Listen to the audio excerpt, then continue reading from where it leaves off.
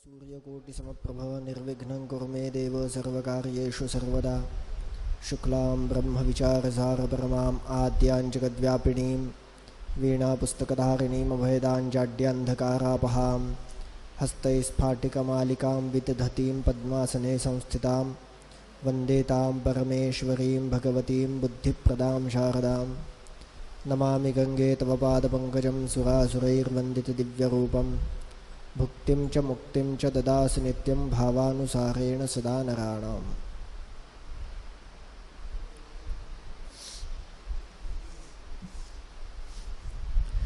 प्रभाते स्नातीनां नृपतिरमणीनां कुचतटी गतो यावन्मातर्मिलति तव तोयैर्मृगमदः मृगास्तावत् वैमानिकशतसहस्रैः परिवृता विशन्ति स्वच्छन्दं विमलवपुषो नन्दनवनम् अपिघ्नन्तो विप्रान् अविरतमुशन्तो गुरुसतीः पिबन्तो मयिरेयं पुनरपि हरन्तश्चरणकं विहाय त्वय्यन्ते तन्मतनुदानाध्वरजुषा मुपर्यम्बक्रीडन्त्यखिलसुरसम्भावितपदाः स्फुरत्कामक्रोधप्रबलतरसञ्जातजटिल ज्वरज्वालाजालज्वलितवपुषां नः प्रतिदिनं हरन्तां सन्तापं किमपि मुरुदुल्लासलहरी छटाचञ्चत्पाथः कणसरणयो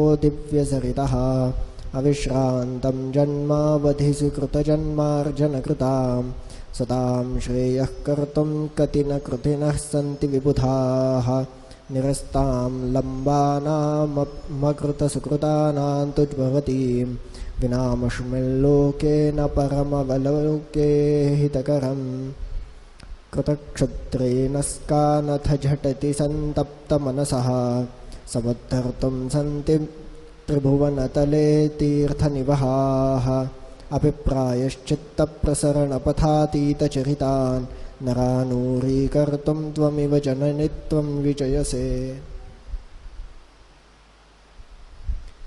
प्रभाते स्नातीनां नृपतिरमणीनां कुचतटी। खूप सुंदर विषय.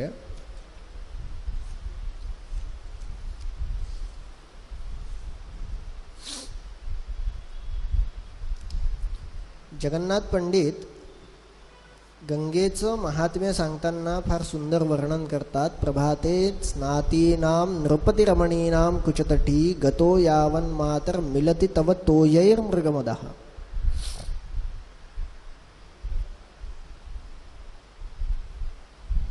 आपण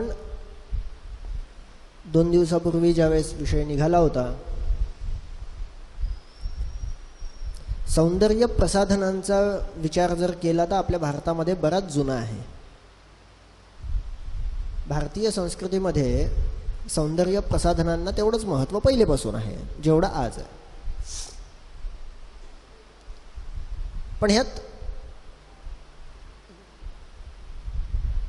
स्नान करण्याच्या अगोदर पण काही पदार्थांचं लेपन होतं, स्नान केल्याच्या नंतर पण काही पदार्थांचं लेपन होतं. त्या दिवशी पाहताना आपण एक असा विषय पाहिला होता की स्नान करण्याच्या अगोदर ज्या देवस्त्रिया आहेत त्या चंदनाचं लेपन करतात. आज वर्णन थोडंसं वेगळं आहे. प्रभाते स्नातीनां, सकाळी आंघोळ करताना, प्रभातकाळी स्नान करताना, नृपतिरमणीनां कुचतटी, तुझ्या तीरावर स्नानाकरिता राजस्त्रिया आलेल्या आहेत. आणि या राजस्त्रिया ज्या आहेत ना, प्रत्येकाचं एक एक आपापला ऐश्वर्य आहे आणि ऐश्वर्याचं दर्शन घडवून देणं पण तेवढंच महत्त्वाचं असतं. नुसतं माझ्याजवळ आहे म्हणून चालत नाही, ते जे आहे ते दिसलंही पाहिजे. माझ्या राजस्त्रिया ज्या आहेत ह्या स्नान करताना काय करतात? चंदन लावतात का? नाही, तर ह्या कस्तुरी लावतात.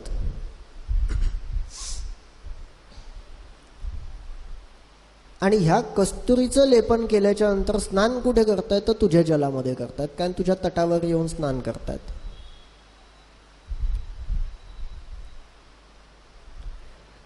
गंगेच्या जलाचा प्रत्यक्ष स्पर्श हा तर मोक्षकारक आहे, हा तर मोक्ष देणारच आहे, आपल्याला मुक्त करेलच. पण अप्रत्यक्ष स्पर्श जरी झाला तरी पण तो आपल्याला मुक्त करतो. कसा? तर ह्या स्त्रिया ज्यावेळेस स्नान करतायत, स्नान करताना ह्या कस्तुरीचं लेपन करतायत स्वतःच्या शरीरावर, कस्तुरी लेप लावतायत. आणि अशा प्रकारे लेपन केल्यावर ज्यावेळेस स्नान करतात, त्या स्नान केल्याच्यानंतर ती कस्तुरी अंगावर तर राहणारच नाही आहे, शेवटी निघून जाईल. आणि निघाल्यावर जाईल कुठे? तर तुझ्या जलात स्नान केलं म्हणून तुझ्याच जलामध्ये जाईल. आणि तुझ्या जलात गेल्यावर ज्या हरणांपासून ही कस्तुरी प्राप्त झाली ते हरिण सुद्धा विमानामध्ये बसून देवलोकीच्या नंदनवनामध्ये जात आहेत आनंदाने. म्हणजे ते पण मुक्त झाले. प्रत्यक्ष स्पर्श हा तर दूरची गोष्ट आहे, अप्रत्यक्ष झाला ना तरी पण मुक्त होणार.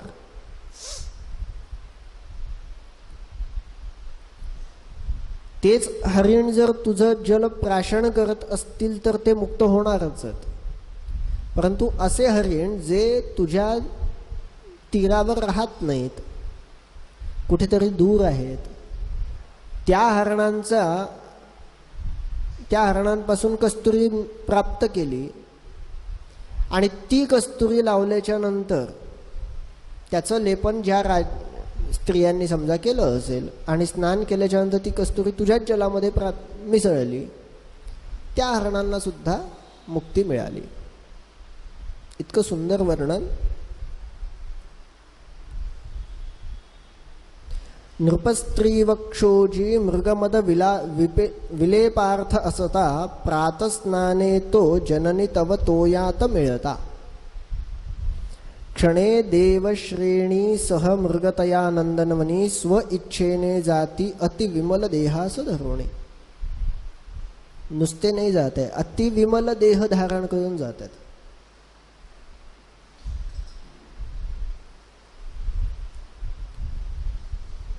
फक्त विमानात बसून गेले नाहीत, विमानात बसल्याच्या नंतर त्यांनी अति विमल देह म्हणजे दिव्य देह धारण केला आणि दिव्य देह धारण करून ते जात आहेत.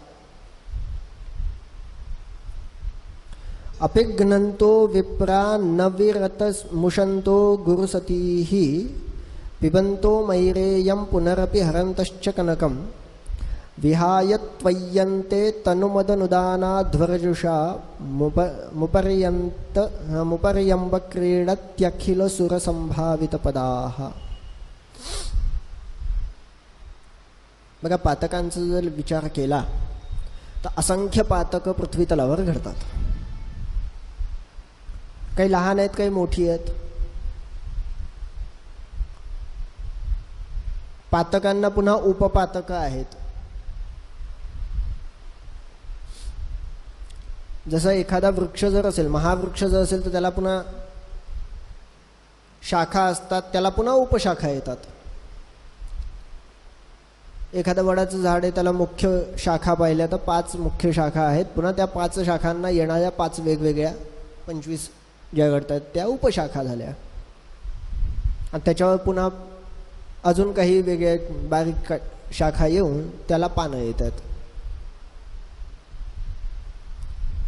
तर अशा प्रकारचं पातक, उपपातक, या पातकांमध्ये महापातक वेगळी आहेत. मुख्य अजून 10 पातक आणि या 10 पातकांमध्ये पण मुख्य अजून 5 महापातक म्हटली जातात. मनुस्मृतीमध्ये असा उल्लेख आहे, ब्रह्महत्या सुरापानम स्तेनम गुर्वांगनागमः महांती पातकान्याहुः संसर्गश्चापितैः सह. आणि यात सुद्धा एक विशेष पातक जे आहे ना, ते सगळ्यात महत्त्वाचं सांगितलं आहे. त्या पातकापासून आपण वाचलं पाहिजे.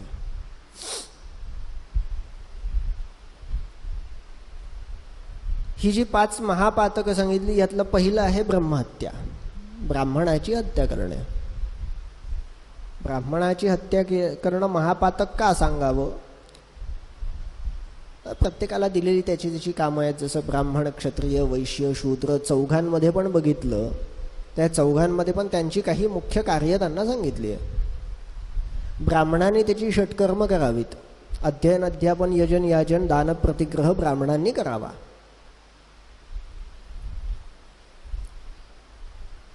क्षत्रियांनी अध्ययन करावं, यजन करावं, दान करावं. ह्या व्यतिरिक्त त्यांनी काय करावं तर संरक्षण करावं. जे पण असतील म्हणजे ब्राह्मण असतील त्याच्यानंतर त्याच्या संपूर्ण प्रजेचं संरक्षण करावं. त्याच्या प्रजेमध्ये असलेले ब्राह्मण आणि गायी यांचं विशेष त्यांनी संरक्षण करावं. वैश्यांनी त्यांचं पोषण करावं. महाभारतामध्ये असा उल्लेख आहे की प्रोडक्शन फील्ड आणि एंटरटेनमेंट फील्ड ह्या 2 फील्ड ज्या आहेत ना ह्या शूद्रत्वामध्ये मोडतात. निर्मिती आणि मनोरंजन,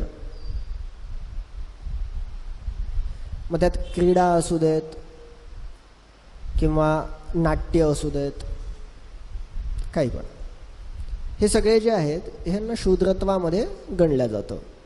आणि शूद्रत्वाचा इतिहास जर बघितला तर भारतामध्ये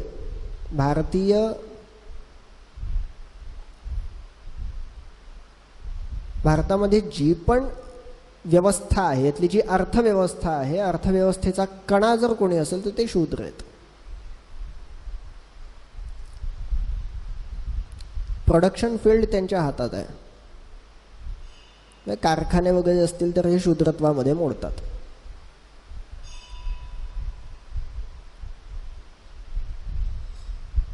मग ह्यांच्याकडून जर एखादं पातक घडलं, एखादी चूक त्यांच्याकडून झाली तर प्रत्येकाला शिक्षा तर झालीच पाहिजे. असं म्हणतात की जर शूद्रांनी एखादी चूक केली आणि त्याची शिक्षा ही त्या काळामध्ये त्याचा दंड जो आहे तो 1 रुपया असेल. त्यांनी 1 रुपया त्याचा दंड भोगला पाहिजे. तर राजाने मात्र त्याचा 1000 रुपये भोगला पाहिजे. 1000 पटीने राजाला शिक्षा असते.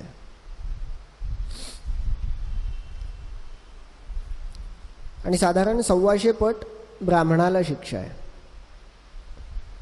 राजाच्या.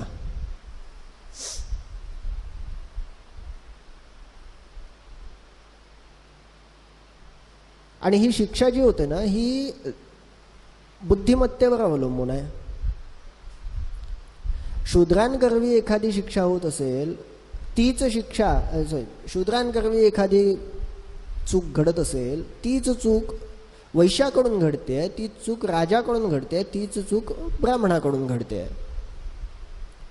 ब्राह्मणावर कार्य काय, काम काय, ब्राह्मणावर जबाबदारी काय आहे तर त्यांनी समाजाचं कल्याण करावं किंवा समाजाला शिकवावं, हे ब्राह्मणाचं कार्य आहे. ब्राह्मण जर चूक करत असेल तर त्याला सगळ्यात जास्त शिक्षा मिळालीच पाहिजे.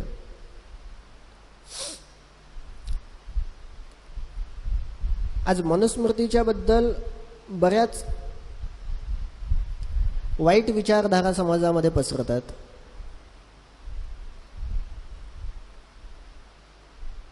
काहींचं म्हणणं असं आहे ब्राह्मणाने लिहिलेला ग्रंथ आहे म्हणून मनुस्मृती ही मनुने लिहिली आहे. मनु हे ब्रह्मदेवाचे मानसपुत्र आणि कर्माने क्षत्रिय. काहींचं असं म्हणणं पडतं की ब्राह्मणांनी लिहिलेला ग्रंथ आहे आणि त्यावर इतर समाजांवर झालेला अन्याय आहे. कदाचित वाचन कमी असावं. मी असं नाही म्हणत की माझं पूर्ण वाचन झालंय.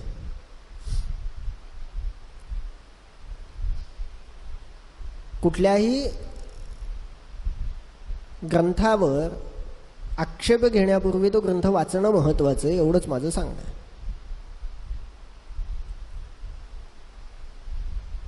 तर असा ब्रह्महत्या जर घडली, कारण समाजाची व्यवस्था जर कुठून होत असेल तर ती ब्राह्मण वर्णापासून होते. ब्राह्मण वर्णाचं कर्तव्य आहे की त्यांनी समाजाची रचना करावी. मग असा जर एखाद्या ब्राह्मणाची हत्या होत असेल तर पर्यायाने समाजाची हत्या होते, चातुर्वर्ण व्यवस्थेची हत्या होते. आणि 4 खांब कोसळतात. सनातन धर्म ज्या 16 खांबांवर उभा आहे यातली 4 खांब कोसळतात वर्णव्यवस्थेतली. एवढं मोठं पातक आहे ते, म्हणून ब्रह्महत्या सुद्धा एक महापातक सांगितलंय.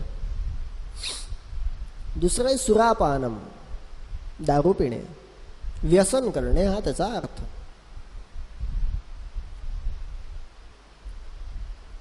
व्यसन केल्याने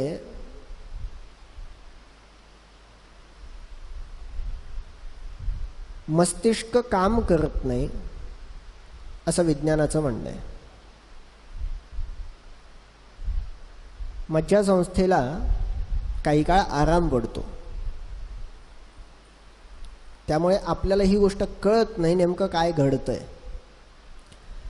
पाश्चात्य देशांमध्ये जर पाहिलं तर पाश्चात्य देशांमध्ये थंडी खूप असते, त्या ठिकाणी मद्यप्राशन करणे ही तिथली गरज आहे, काळाची गरज आहे. परंतु तिथे सुद्धा मद्यपी होणे हा गुन्हा आहे, प्रमाण आहे पिण्याचं. तिथे सुद्धा मद्य घेतलं जातं, पण ते प्रमाणात घेतलं जातं. थंडी खूप आहे म्हणून घेतलं जातं. काही काही वेळी औषधी सुद्धा घेतली जाते, औषधीमध्ये सुद्धा अल्कोहोल असतं. म्हणून आपण पण मद्यपी होत नाही.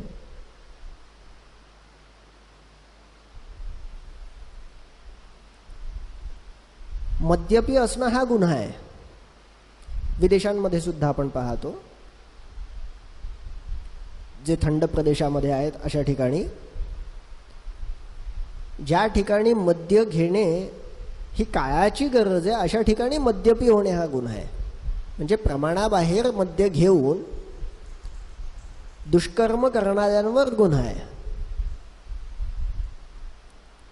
आणि भारतामध्ये अशी काही आवश्यकता नाही आहे, तर भारतामध्ये मद्य घेणे हाच गुन्हा आहे.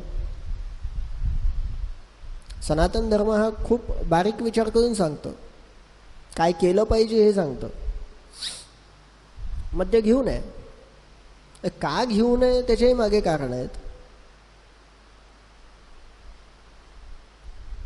एका माणसासमोर जर 2 पर्याय सांगितले की तुला खून करायचंय किंवा मद्य प्यायचंय,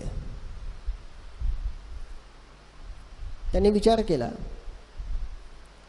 खून करणं महापातक आहे, बरोबर आहे. मद्य सुरापान करणं हे सुद्धा महापाप आहे. ठीक आहे, मी जर खून केला तर समोरच्याच्या कुटुंबाचा विचार करता ते कुटुंब नष्ट होऊ शकतं. मग मी मद्य पितो, माझंच नुकसान होईल, दुसऱ्याचं होणार नाही. ठीक आहे, त्यांनी मद्य पिलं आणि खून केला, दोन्ही पातकं घडली. अर्थ सांगण्याच्या मागचा उद्देश आहे की खून करणं महापाप आहे, चुकीची गोष्ट आहे. हे मद्य पिण्याच्या अगोदरच कळतं, मद्य पिल्यावर नाही कळत. मद्यपान केलं, सुरापान केलं की बुद्धी काम करणं सोडून देते.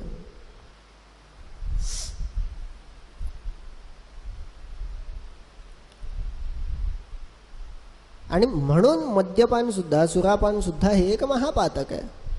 व्यसन करणं महापातक आहे.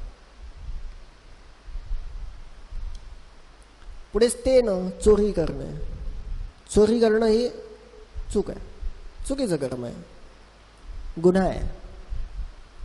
याला महापाप का म्हटलं, त्याचं कारण हे आहे, सुवर्ण चोरी, धनचोरी जी आहे, स्वर्णस्तेनं, धनस्तेनं, हे सगळ्यात मोठी पातकं सांगितली. कारण ज्याच्याकडचं सोनं चोरायचं किंवा ज्याच्याकडचं धन चोरायचं ते कदाचित त्याच्या आयुष्याची पुढची पुंजी असू शकते. ते चोरलं म्हणजे त्याच्या आयुष्याचा पुढचा मार्गच बंद केलाय.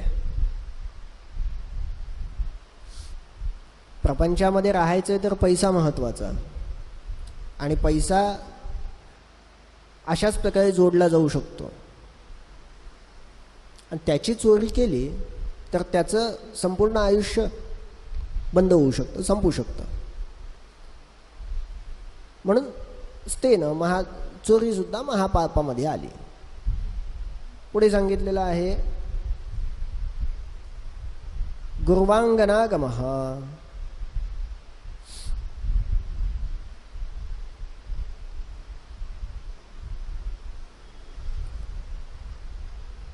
परस्त्रीची अभिलाषा. परस्त्रीची अभिलाषा ठेवणे हे सुद्धा महापातकामध्ये येतं.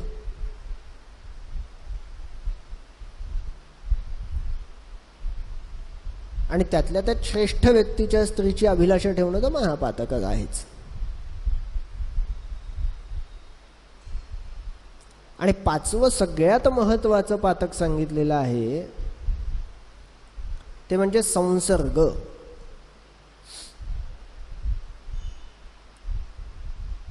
ना मी ब्रह्महत्या केली, ना मी सुरापान केलंय, ना मी चोरी केली, ना मी कुठल्या स्त्रीची अभिलाषा ठेवली, परंतु ज्याने हे ठेवलं तो माझा मित्र आहे.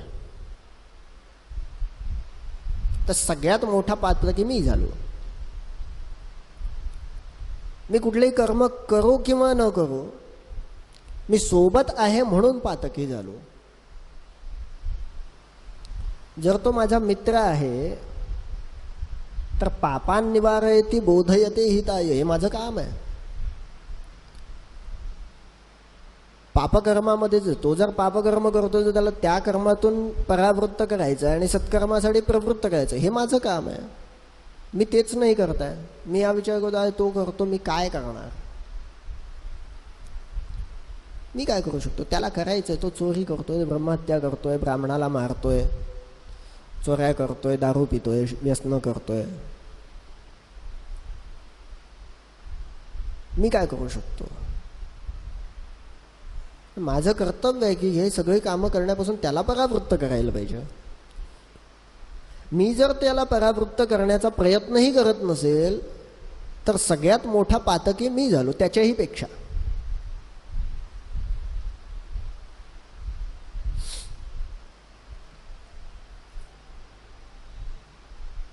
तंबाखू खाणारा जो आहे ह्याचं आयुष्य संपतं, मान्य. त्याच्यासोबत जर राहत असेल तर तो तंबाखू खाण्याची सवय मला पण लावेल.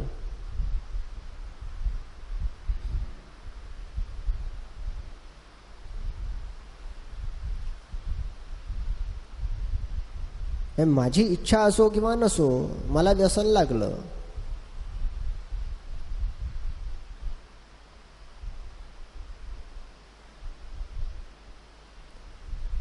अशी ही 5 महापातकं सांगितलीत. आणि ही 5 महापातकं करणारी व्यक्ती, अशा प्रकारची पातकं करणारी व्यक्ती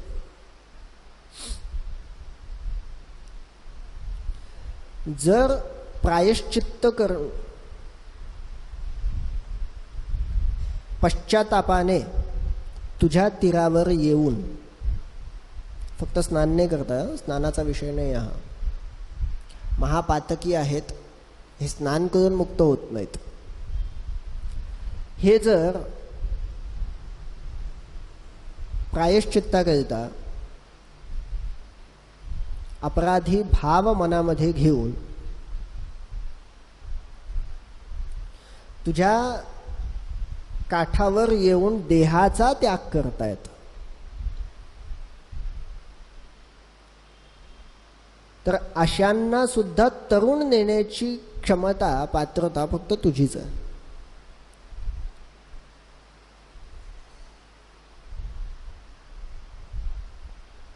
प्रायश्चित्त म्हणू नये. महापातक केली, जाऊन स्नान केलं, परत येऊन पुन्हा पातक केली, मग त्याला काय अर्थ आहे.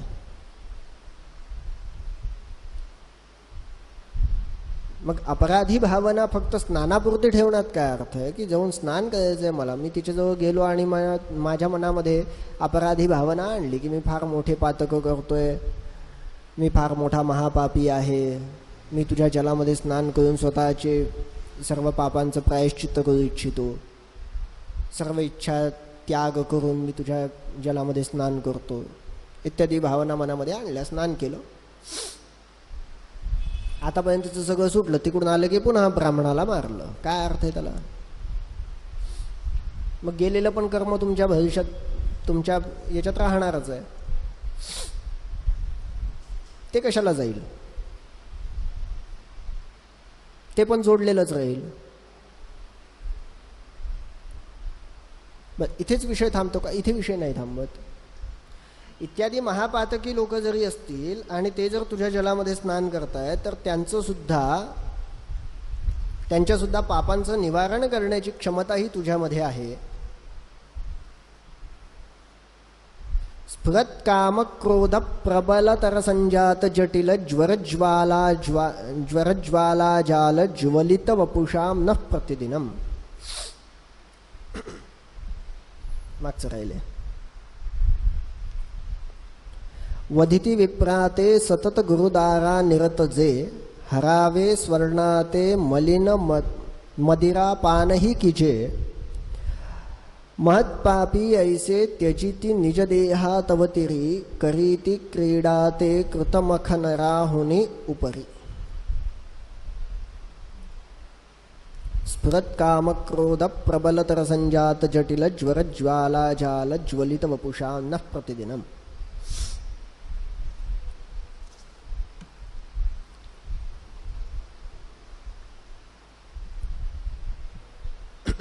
कामक्रोधादी षड्रिपूंच्या मध्ये गुंतलेले सर्व सामान्य लोक आपल्यासारखे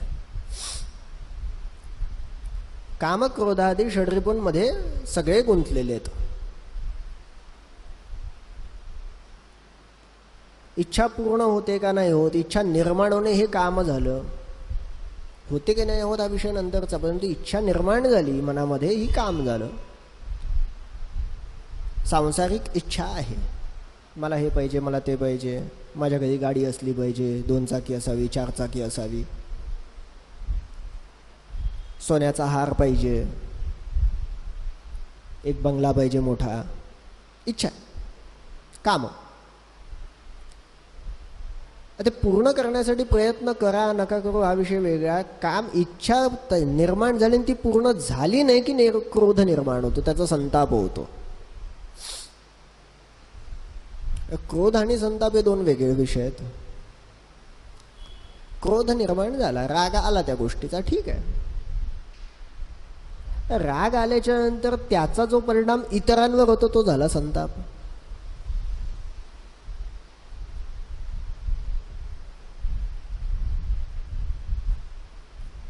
मला 4 दिवसामध्ये सोन्याचा हार पाहिजे होता, मला मिळाला नाही, ठीक आहे, नाही मिळाला. प्रयत्न केले ना, नाही प्रयत्न करून पण नाही मिळाला, प्रारब्धात नव्हता, ठीक आहे. नाही, मला मिळाला नाही, का मिळाला नाही? तुम्ही प्रयत्न भले केले असतील पण मला तो मिळाला नाही. आता मला मिळाला नाही ह्याचा राग पूर्ण घरावर निघतो, घरातले जेवढे लोक असतील तेवढ्या सणाला त्याचा संताप निघतो, तो पुढचा महिनाभर चालतो.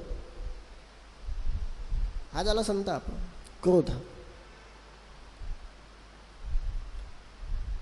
बरं, क्रोध आला, त्याचा परिणाम काय होणार आहे? सत्कर्माचा नाश.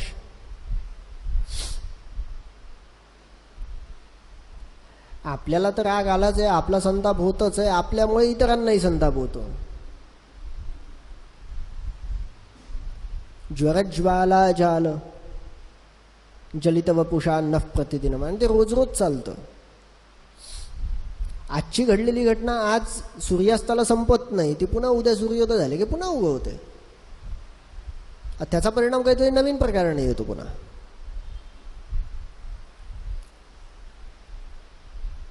आज मातीचं भांडं फुटलं, उद्या काचेचं फुटते.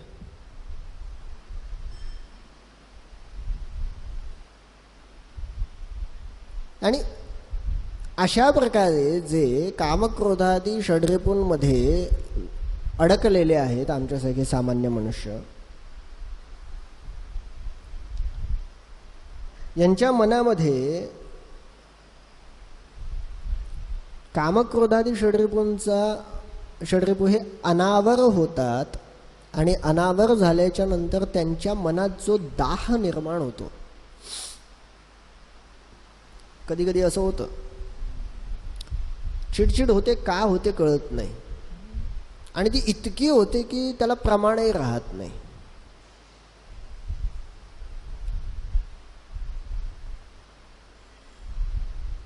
इतक्या प्रकारची, इतक्या प्रमाणामध्ये ती चिडचिड होते. का होते हे कळत नाही, फक्त होते एवढं कळतं. का होत आहे कळत नाही, त्यामुळे आपल्याला ते शांतही करता येत नाही.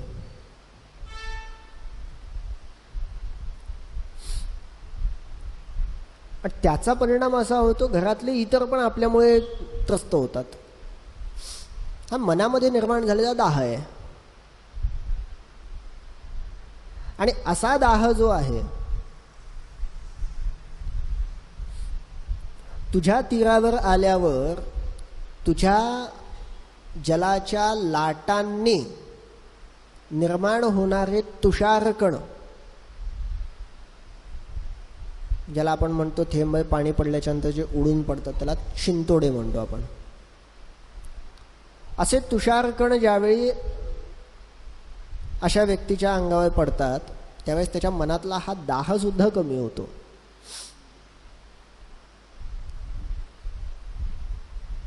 त्याच्याकडे असलेला तो कामक्रोधादी विकार जो आहे, जो अनावर झाला, तो सुद्धा त्या ठिकाणी कमी होतो. स्फुरे कामक्रोध ज्वर बहु करालार्चिकबनी, जळे तेणे काया जननी अमुची ही प्रतिदिनी, महोर्मीच्या योगे उसळती तुझे तोय कणते, तया संतापाते शमवुत अहो देवसरिते, हरंताम संतापम किमपि मरुदुल्लासलहरी. केवळ तुझ्या जवळ आले, तुझ्या तीरावर बसले आणि तुझ्या ज्या लाटा आहेत या लाटांनी जे तुषारकण उडतात, जे वाऱ्यामध्ये मिसळतात, आणि तो थंड शीतल वारा ज्यावेळी त्यांच्या शरीराला स्पर्श करून जातो त्यावेळी त्यांच्या मनातले हे कामक्रोधादी विकार सुद्धा जे अनावर झालेले ते शांत होतात. छटाचंचत्पाथ कणसरणयो दिव्यसरितः.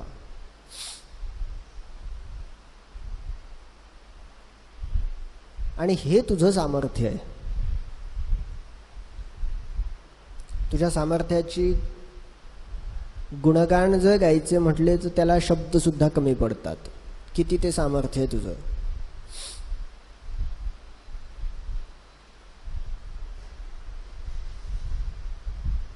कधी कधी स्फुरत काम क्रोध प्रबलतर संजात जटिल, कितीही विकार आपण विचार केला शांत करण्याचा, घडते एखादी गोष्ट अशी, त्या एका गोष्टीमुळे ना मागचं बरंच भूतकाळातल्या बऱ्याच गोष्टी आपल्याला जाणवून उठवून निघतात. आपल्याकडे बरेचसे सण असतात, सण समारंभ. होळीचा सण आहे, बऱ्याचचं असं म्हणणं आहे की होळीच्या दिवशी जुनं जे काय झालं होतं हे सगळं विसरून जायचं, नवीन आयुष्याला सुरुवात करायची. आणि त्याच्यानंतर 15 दिवसांनी ज्यावेळेस गुढीपाडवा येतो त्यावेळेस पुन्हा एकच वाक्य, मागचं सगळं विसरून जायचं, पुन्हा नवीन आयुष्याला सुरुवात करायची.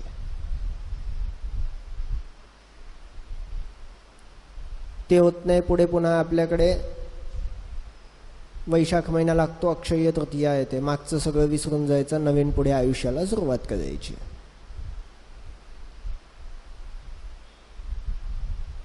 पुन्हा आषाढ महिना आला, एकादशी आली, चातुर्मासाला सुरुवात झाली, मागचं सगळं विसरून जायचं, नवीन आयुष्याला सुरुवात. किती वेळ करणार आपण. मागचं विसरल्या जात नाही. का विसरल्या जात नाही. घडते एखादी घटना अशी की मागचं सगळं आठवतं पुन्हा, आणि नेमकं सणाच्या आदल्याच दिवशी होतंय.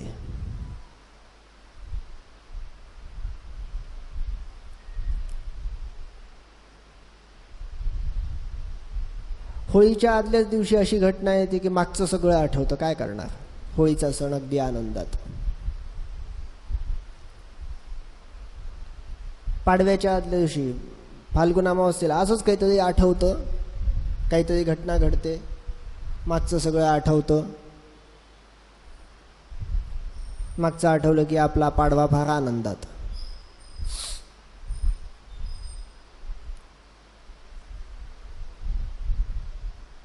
नेमकं वटसावित्री पौर्णिमा असते, आदल्या दिवशी घरी आपल्याला साडी येणार होती, ती आली नाही. साडी नाही आली, मागचे दिवस आठवले, वटसावित्री अगदी आनंदात.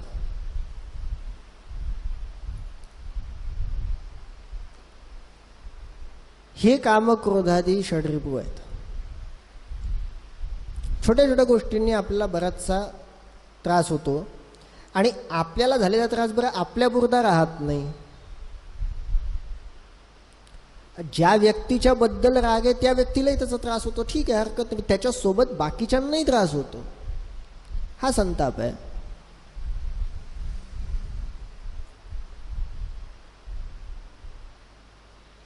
आणि असा संताप नष्ट करणं ते सामर्थ्य कोणामध्ये आहे? तर गंगेच्या पाण्याच्या तुषार कणांमध्ये आहे.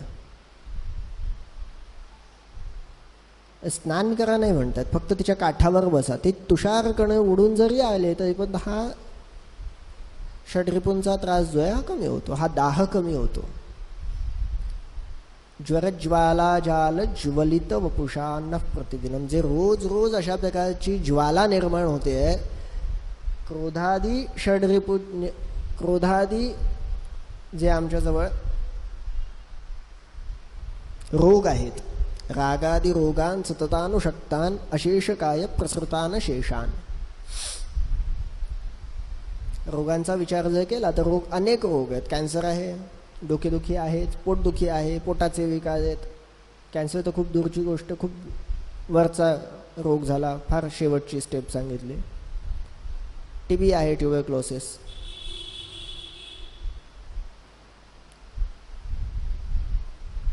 हे रोग जे आहेत ना, हे सगळ्यांना नसतात, क्वचित एखाद्याला एखादा रोग होतो.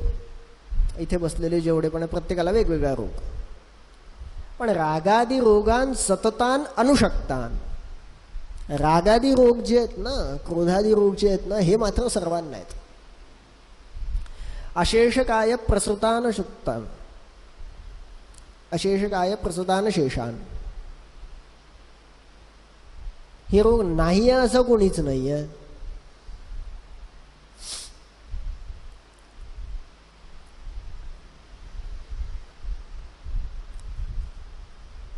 आणि अशा रोगांचं सुद्धा निवारण करणारा असा तो अपूर्व वैद्य कोण आहे? तर पूर्वी एका उदाहरणामध्ये जगन्नाथ पंडितांनी गंगेला अमृताची सख्खी बहीण असं म्हटलेलं आहे, सहोदरी.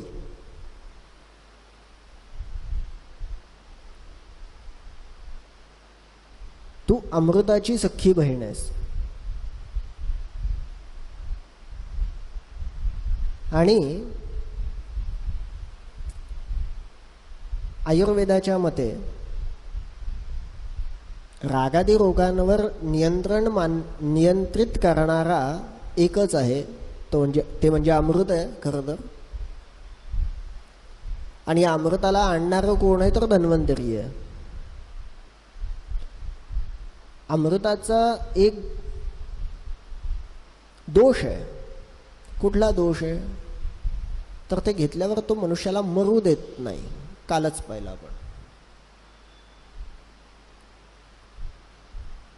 अमृत जर कोणी प्राशन केलं तर तो कोणाला मरू देत नाही, म्हणजे मृत्यू प्राप्त होत नाही. सुदृढ असेल देह तर काही हरकत नाही आहे. अन्यथा मरणाची वाट पाहत बसले तरी मरण प्राप्त होत नाही. वय वर्ष 97 झाले, बेडवर नुसते पडलेत.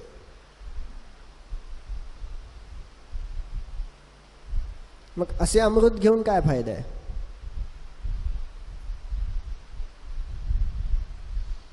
रागादी रोगांपासून मुक्त करणारं अमृत आहे, परंतु त्याचा हा दोष आहे की तो मुक्त होऊ देत नाही. मग मुक्त होईल असं काय आहे तर गंगेचे जल, जे रागादी रोगांपासून पण आम्हाला मुक्त करतं. इतकंच काय तर आम्हाला इहलोकातून पण मुक्त करतं. अगदी भोप्याप्रमाणे आम्हाला या तीरावरनं त्या तीरावर वाहून नेऊ शकतं. फक्त अहंकार सोडणं महत्वाचं आहे. आम्हाला अहंकार सोडता आला पाहिजे. रागादी रोगांचा जर विचार केला, हे अत्यंत प्रबल आहेत, शक्तिशाली आहेत.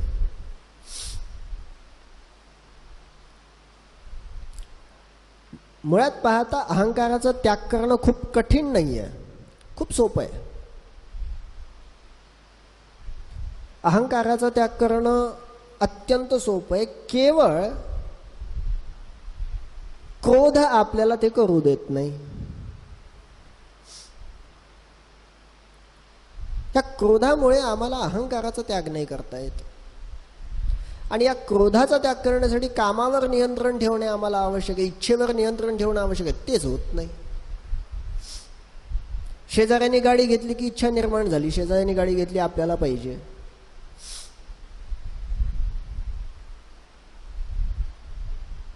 मग घरचे सांगतात आपण दिवाळीत घेऊया,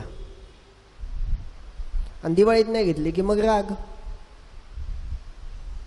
मग अख्खी दिवाळी आनंदात जाते आपली. अजून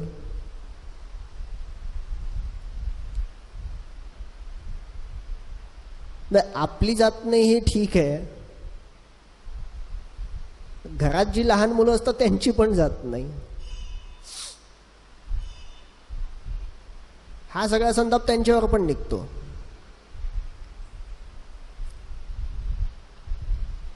म्हणून अहंकाराचा त्याग जर करायचा असेल तर अहंकाराच्या त्यागासाठी क्रोधावर नियंत्रण राहणं महत्वाचं आहे. क्रोधावर नियंत्रण ठेवायचं असेल तर कामावर नियंत्रण असणे आवश्यक आहे. इच्छा पहिले कमी पाहिजे माणसाच्या. इच्छेवर जेवढं नियंत्रण तेवढं क्रोधावर नियंत्रण, जेवढं क्रोधावर नियंत्रण तेवढा अहंकार कमी.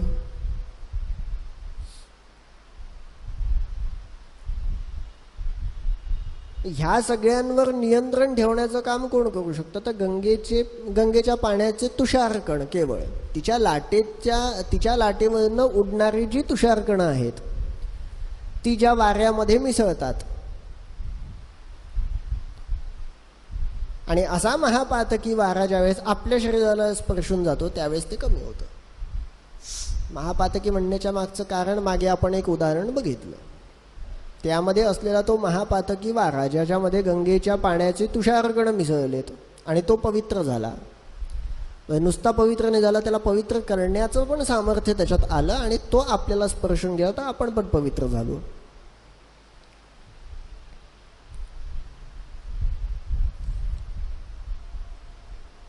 आणि म्हणून आपल्यातले सुद्धा कामादी विकार जे आहेत हे कमी होतील. छटाचंचत्पाथ कणसरणयोः दिव्यसरितः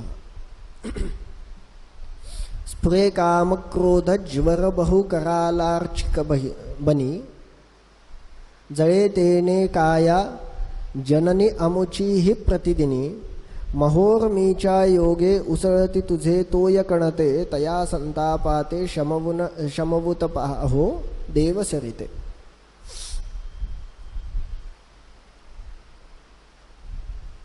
पुढे अजून वर्णन करताना पंडितराज म्हणतात, अविश्रांतं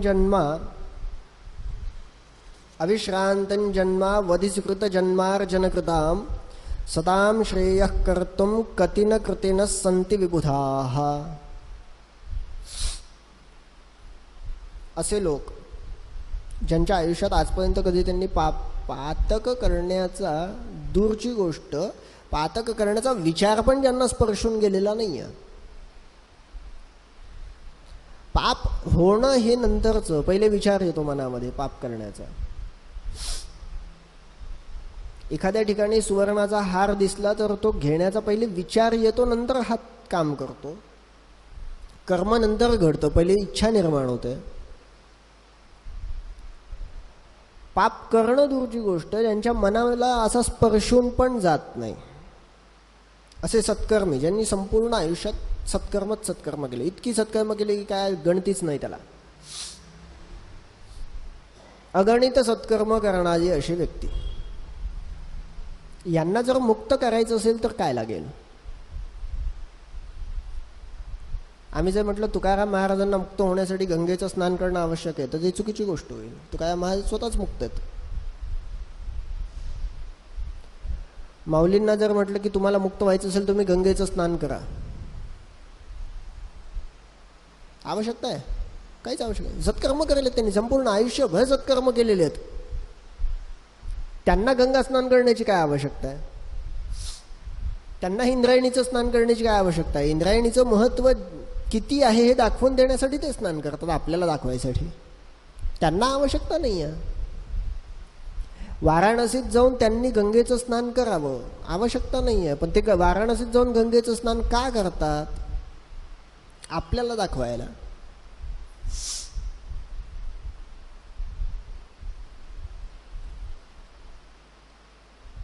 संतश्रेष्ठ गुलाबराव महाराजांनी, नेत्रहीन आहेत, दिव्य नेत्र आहेत त्यांना प्रज्ञाचक्षु अशी एक उपाधी आहे. दुसरी उपाधी त्यांना ज्ञानेश कन्या असं म्हटलं जातं. ज्ञानेश कन्या म्हणण्याच्या मागचा उद्देश, त्यांनी ज्ञानेश्वरांना पिता मानलंय.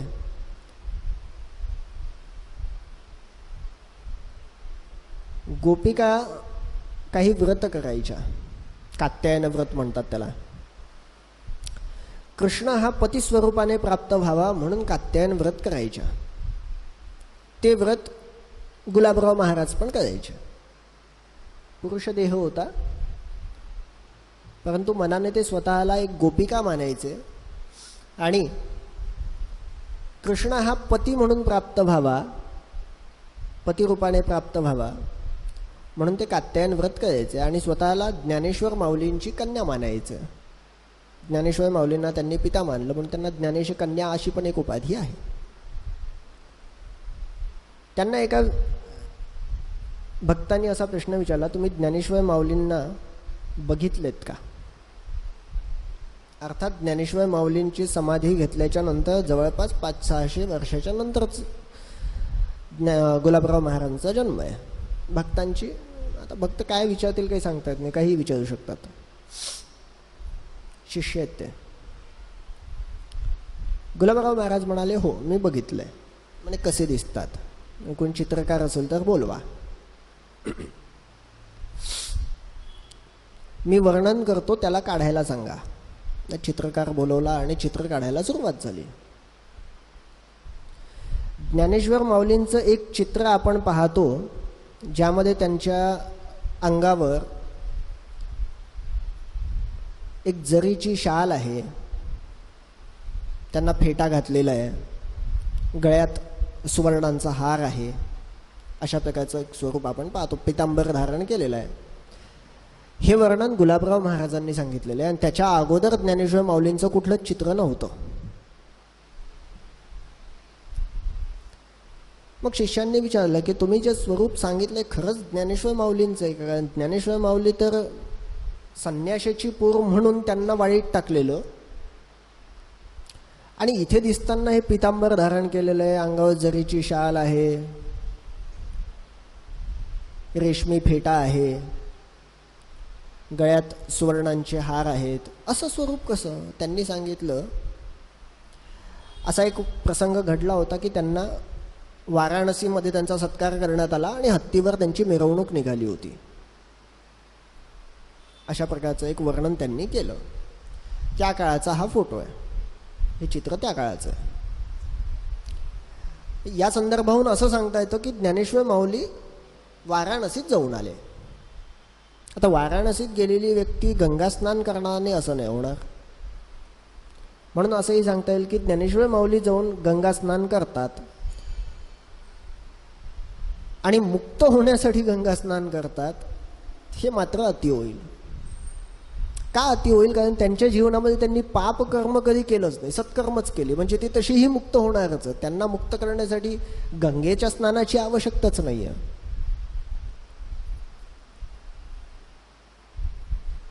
एकनाथ महाराजांना जर म्हटलं की तुम्ही मुक्त होण्यासाठी गोदावरीचं स्नान करा, हे चुकीचं होईल, अतिशयोक्ती होईल.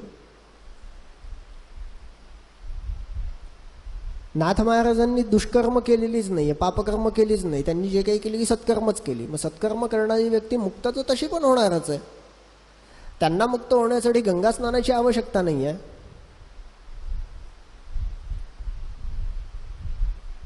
गंगा स्नानाची आवश्यकता आपल्यासारख्या पामरांना आहे. पतितांना पावन करण्यासाठी ती आली आहे, संत सज्जनांना पावन करण्यासाठी आली नाही आहे. ते संत सज्जन तसेच पावन आहेत.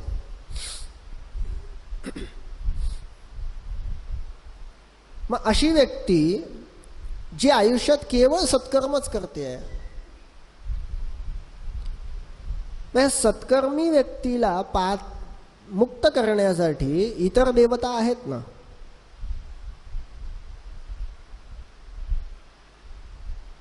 माऊलींना मुक्त करण्यासाठी पांडुरंग आहे, नाथ महाराजांना मुक्त करायचे पांडुरंग आहे. मोरया गोसावींचं उदाहरण घेतलं तर त्यांना मुक्त करण्यासाठी गणपती बाप्पा आहेतच आपले.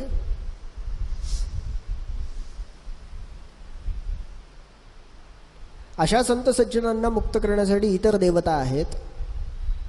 पण जे आमच्यासारखे पातकी माणसं आहेत,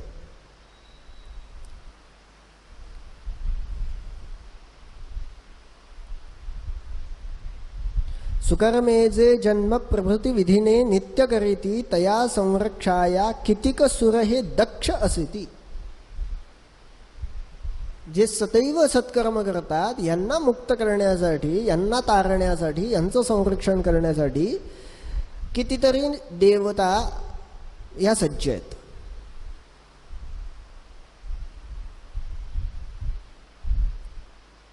गोपूजन करा. गोपूजन करताना असं म्हटलं जातं की त्या एका गायीमध्ये 33 कोटी देवता आहेत. 33 कोटीचा अर्थ 33 करोड नाही आहे. कोटी शब्दाचे 2 अर्थ आहेत. कोटी म्हणजे करोड पण होतात आणि कोटी म्हणजे प्रकार पण होतात. ज्याच्यामध्ये आपल्या 12 आदित्य आहेत, 12 आदित्य आहेत, 11 रुद्र आहेत, 8 वसू आहेत, चंद्र सूर्य आदी आहेत. असे 33 देवता गायीच्या ठिकाणी आहेत. सत्कर्म करणाऱ्या संत सज्जनांना तरुण नेण्यासाठी असे 33 कोटी देव आहेतच. ब्रह्मा विष्णू महेशादी शक्ती पण आहेत. स्त्री देवता असेल, पुरुष देवता असेल, ज्या कोणत्या स्वरूपामध्ये भगवंत आहे, हा भगवंत त्यांचं रक्षण करण्यासाठी आहे.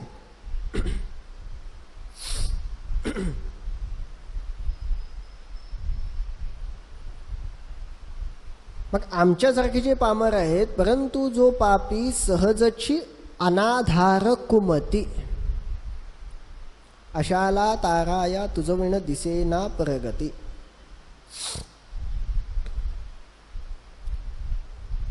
ज्यांना तरुण नेण्यासाठी कुणाचाच आधार नाही आहे, ज्यांच्या जीवनामध्ये सत्कर्म नाही आहे, दुष्कर्मच होत आहेत, पापच घडत आहेत, अनिच्छेने पातक घडतात, इच्छेने पातक घडतात, दोन्ही स्वरूपात जे फक्त पातकच करतायत, सत्कर्म त्यांच्याकडून घडत नाही. कामक्रोधादी विकारांनी जे बांधून ठेवलेले आहेत,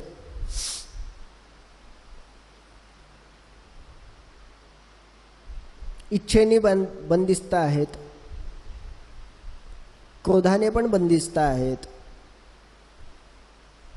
पर्यायाने अहंकाराने बांधले गेलेत.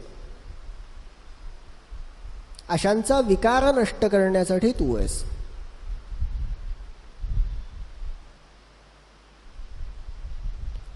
बघा, क्रोधावर नियंत्रण करायचं असलं ते पण काही खूप कठीण नाही आहे. खूप काही कठीण नाही आहे. मन जर तयार असेल ना, मन जर तेवढं कठोर असेल ना, तर आपण काहीही करू शकतो. नाथ महाराजांच्या जीवनात एक प्रसंग घडला. नाथ महाराज हे शांतिब्रह्म असं त्यांचं उपाधी आहे. शांतिब्रह्म म्हणतात त्यांना. पैठणच्या ब्राह्मणांनी ठरवलं काहीही करून आज यांना रागवायला लावायचं. एका ब्राह्मणाला बोलवलं. तो ब्राह्मण होता दरिद्री, थोडासा गरीब होता. या ब्राह्मणांना सांगितलं की तुला काय करायचं ते कर. हे नाथ महाराज यांना राग आला पाहिजे. ह्यांना जर राग आला तर तुझ्या मुलाची मुंज आम्ही लावून देऊ. तो म्हणे ठीक आहे. आता कसं, शेवटी पैसा तर नाही आहे, गरीब आहे, आणि मुलाची मुंज पण करायची आहे. मुंज करायची असेल तर पैसा तर लागेल. माझ्याकडे पैसा नाही तर मला जर दुसरं कोणी मदत करत असेल तर तू सांग बाबा काय काम करायचं, मी करतो, मला पैसा दे.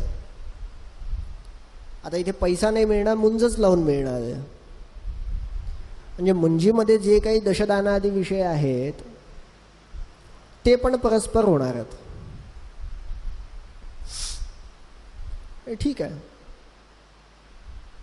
मी प्रयत्न करतो असा. गेले. जाताना पादत्राण धारण केलेली होती, चप्पल घातलेली होती, आणि चप्पल घालून गेले देवघरात.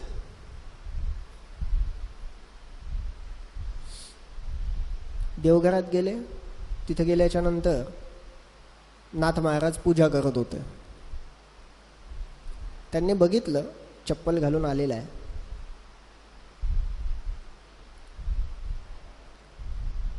नाथ महाराज म्हणतात किती माझं भाग्य आहे, आज प्रत्यक्ष पांडुरंग माझ्या दारात आलाय. मी मूर्त स्वरूपामध्ये त्याचं पूजन करत होतो, हा सदेह माझ्या दारात आलाय. आज मला पांडुरंगाचंच दर्शन झालंय, त्याचंच पूजन करतो मी आता. प्रसंग टळला. त्यांनी चप्पल बाहेर काढली वगैरे जे काय. जेवणाची वेळ झाली. जेवायला बसले, आणि जेवायला बसल्याच्या नंतर हा काय करतो, 2 ताटं वाढले त्यांच्या माईंनी. नाथ महाराज बसलेत आणि तो पण बसलाय. दोघेही जण एकाच पंक्तीला बसलेत जेवायला. त्यांचं वाढणं चालू आहे आणि हा उठला आणि त्यांच्या माईंच्या मांडीवर जाऊन बसला. साधारणपणे वयोवृद्धही म्हणायला हरकत नाही, थोडासा वयस्कर दिसतोय. यांच्या पत्नीच्या मांडीवर जाऊन बसला. नाथ महाराज म्हणतात, अगं बघितलंस का, गोविंदा तुझ्या मांडीवर बसलाय, त्याला सांभाळ थोडंसं.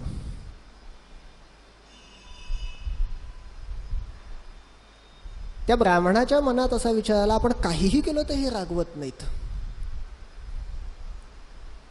मी चप्पल घालून यांच्या देवघरात गेलो, देवांना स्पर्श करतो, हे मला काहीच बोलत नाहीत. उलट आनंदात मलाच पांडुरंग म्हणतात. यांच्या बायकोच्या मांडी उचलो हे म्हणतात, मलाच गोविंदा म्हणतायत, गोपाळ म्हणतायत. पण यांची बायको चिडवे, ती पण म्हणते हो मी सांभाळते बरं याला, ती पण चिडायला तयार नाही. म्हणजे क्रोधावर पण नियंत्रण ठेवणं काही खूप कठीण गोष्ट नाही आहे. अर्थात प्रत्येक ठिकाणी क्रोधावर नियंत्रण पण झालं पाहिजे हेही असं नाही आहे. जेव्हा विचारलं त्याला, किंवा त्यांनी क्षमा मागितली, म्हणे मला क्षमा करा, माझं चुकलं, परंतु मी अशा प्रकारची अट होती, मी गरीब आहे, माझ्याकडे पैसा नाही आहे, माझ्या मुलाची मुंज करायची आहे, आणि मला पैठणच्या ब्राह्मणांनी असं वचन दिलं की तुम्हाला जर राग आला तर ते माझ्या मुलाची मुंज करून देतील. अच्छा, एवढंच कारण होतं का? म्हणे मला सांगा, मी करतो तसं. देखावा केला रागवल्याचा, मी चिडलोय असं दाखवलं. दाखवल्यावर तिथे ब्राह्मण आले. नाथ महाराज चिडले, काही असो, नाथ महाराज चिडले. ठीक आहे, मी रागवलो हे तुम्हाला मान्य आहे ना? म्हणे हो. म्हणता तर याच्या मुलाची मुंज करून द्या. मग शब्द पलटला.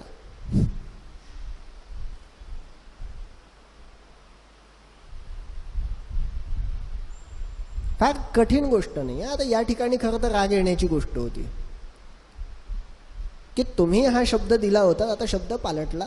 परंतु नाथ महाराज तिथेही चिडत नाहीत. नाथ महाराजांनी स्वतः त्याची मुंज लावून दिली आहे. आवश्यकतेच्या ठिकाणी क्रोध आलाही पाहिजे. शांत स्वरूपामध्ये असलेले आपले मर्यादा पुरुषोत्तम श्रीराम, परंतु युद्धाच्या ठिकाणी गेल्यावर पण तेवढेच शांत राहत नाहीत. त्या ठिकाणी त्यांचं रौद्र रूप दिसूनच पडतं. जिथे आवश्यकता असेल तिथे क्रोध आला पाहिजे, परंतु तो क्रोध कायम स्वरूपासाठी राहू नये. प्रत्येक ठिकाणी तो क्रोध दिसू नये. अन्यथा ज्या ठिकाणी षड्विकार असतात ना, कामक्रोधादी सर्व षड्रिपू ज्या ठिकाणी असतात त्या ठिकाणी भगवंताचा वास राहत नाही.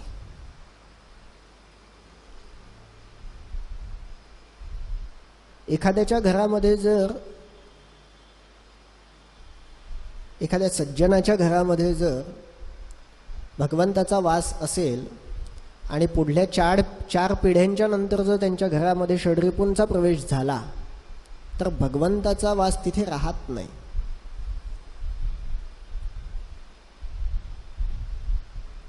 षड्रिपूंना तेवढंच संयमामध्ये ठेवताही आलं पाहिजे. म्हणून जगन्नाथ पंडित म्हणतात, निरस्तालंबाना मकृत सुकृतानांतु भवतीं विनामुष्मिल्लोके न परमवलोके हितकरम. असे जे षड्रिपूंमध्ये बांधलेले सामान्य लोक आहेत,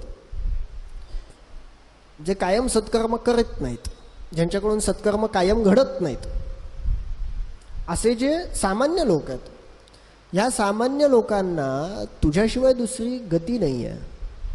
ह्यांना मुक्त करण्याचं कार्य फक्त तू करू शकतेस, बाकी कोण नाही करू शकत.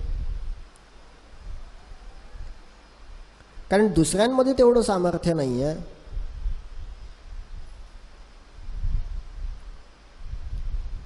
जे कामक्रोधामध्ये ज्यांच्या अंतर्मनामध्ये दाह निर्माण होतोय कामक्रोधादी षड्रिपूंमुळे,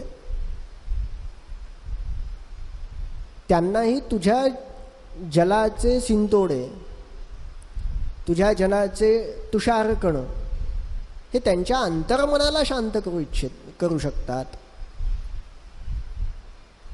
मग जे सत्कर्म करत नाहीत किंवा ज्यांच्याकडून सत्कर्म घडत नाहीत, कारण जे सत्कर्म करतात त्यांना मुक्त करण्यासाठी किंवा त्यांना तरुण नेण्यासाठी, त्यांचं रक्षण करण्यासाठी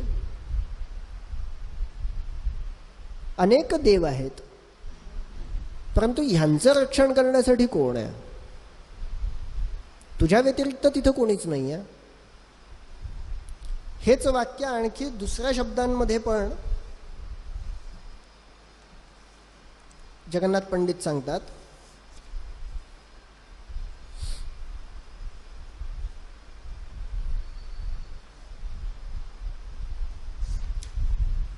कृतक्षुद्रैनस्का नथ झटिति संतप्त मनसः समुद्धर्तुं सन्ति त्रिभुवनलोके तीर्थनिवहाः.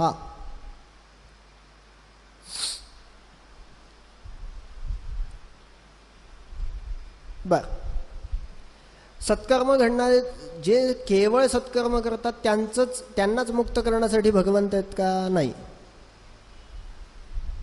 माझ्याकडून चुकून एखादं दुष्कर्म घडलं, चुकून, मुद्दाम नाही केलं, चुकून घडलं,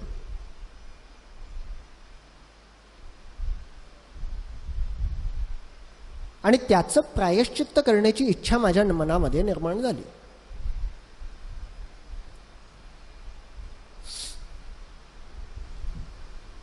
अर्थात कितीही मोठं पातक असेल पण ते मुद्दाम केलेलं नाहीये, चुकून झालं माझ्याकडून. मला ते करायचं नव्हतं पण माझ्याकडून ते चुकून झालं, हरकत नाही. आणि घडल्याच्या नंतर माझ्या मनामध्ये अशी पण इच्छा निर्माण झाली की मला त्या पातकाचं प्रायश्चित्त करायला पाहिजे. मग अशी इच्छा निर्माण झाल्यावर भारतामध्ये, भारतभूमीमध्ये, भारतवर्षामध्ये असे अनेक तीर्थ आहेत ज्या ठिकाणी तीर्थयात्रा केली तर ते पातकं नष्ट होतात.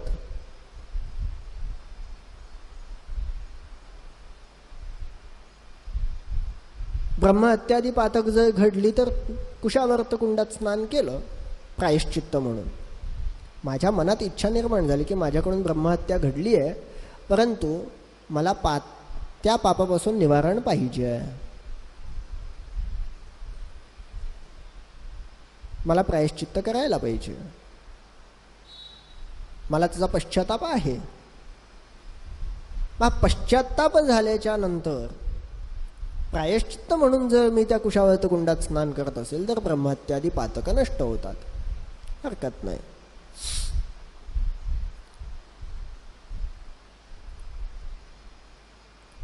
परंतु अभिप्रायश्चित्त प्रसरण पथातीत चरितान नरानूरी कर्तुम त्वमिव जननी त्वम विजयसे. असे काही आहे ज्यांना प्रायश्चित्त नाही आहे. असेही काही पातक आहेत ज्यांना प्रायश्चित्तच नाही आहे. मग त्यांना सुद्धा मुक्त जर व्हायचं असेल तर काय करायचं? कारण ते कुनर झाले. कुनर म्हणजे नराधम झाले, अधम नर म्हणावं त्यांना. कारण त्यांच्या पापांना प्रायश्चित्त नाही. मग जर त्यांच्या पापांना, त्यांच्या पातकांना जर प्रायश्चित्त नाही आहे तर अशांना मुक्त करण्यासाठी, अशांना तरुण नेण्यासाठी कोण? तिथे तुझ्याशिवाय दुसरं कोणी नाही.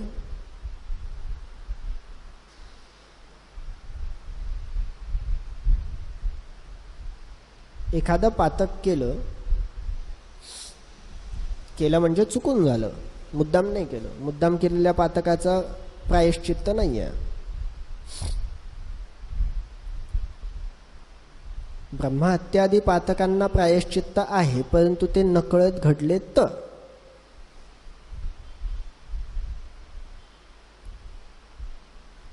ब्राह्मणाला मारल्या गेलं चुकून माझ्याकडून तर ब्रह्महत्या आहे आणि ते त्याचं प्रायश्चित्त आहे. पण मी जर मुद्दाम ब्राह्मणाला मारत असेल तर त्याला प्रायश्चित्त नाही. ब्रह्महत्यादी महापातकांचं सुद्धा प्रायश्चित्त आहे, परंतु अशीही काही पातकं आहेत ज्यांचं प्रायश्चित्त नाही आहे. ब्रह्महत्यादी पातकांचं प्रायश्चित्त करण्यासाठी गेले, तीर्थस्थानावर गेले, तीर्थस्नान केलं, तिथली सर्व कर्म केली, दानादी कर्म केली, पूजनादी कर्म केली, सर्व कर्म केली.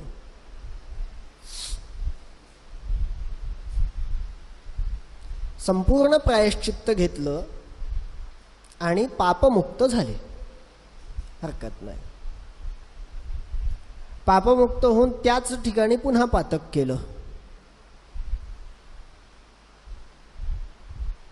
बऱ्याच जणांची अशी समज आहे, मी जर एखादं पातक केलं, मला शास्त्रांनी, धर्मशास्त्रांनी बरेचसे असे मार्ग सांगितले की ते मार्ग अवलंबिल्याने मी पापमुक्त होतो, पापा वेगळा मी त्या ठिकाणी होतो. पापमुक्त होण्यासाठी मार्ग आहे म्हणून पातक केली आणि पापमुक्त झालो. आणि पुनश्च पातक केली.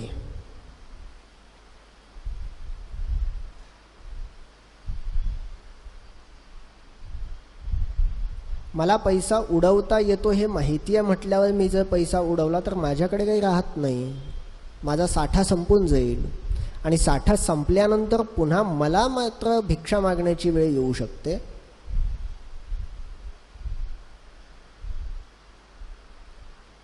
माझ्याकडे लाख रुपये आहेत हे मला माहिती आहेत. मी दिवसाला 1000 रुपये जर खर्च केले तर मला 100 दिवस जातात हे पण माहिती आहे. मी दिवसाला जर 100 रुपये रोज खर्च करतच गेलो कधीतरी माझा साठा संपेल आणि 100 दिवस संपल्याच्या नंतर 101व्या दिवशी मला भिक्षा मागावी लागेल.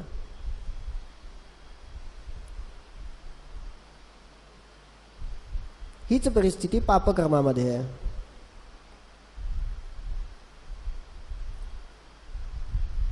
माझ्याकडे सकृताचं फल आहे, सत्कर्माचं फलित माझ्याजवळ आहे. सत्कर्माचं फलित फक्त माझ्याच सत्कर्मांचं फलित राहत नाही, माझ्या पूर्व पिढीतल्या सुद्धा सत्कर्मांचं फलित राहतं.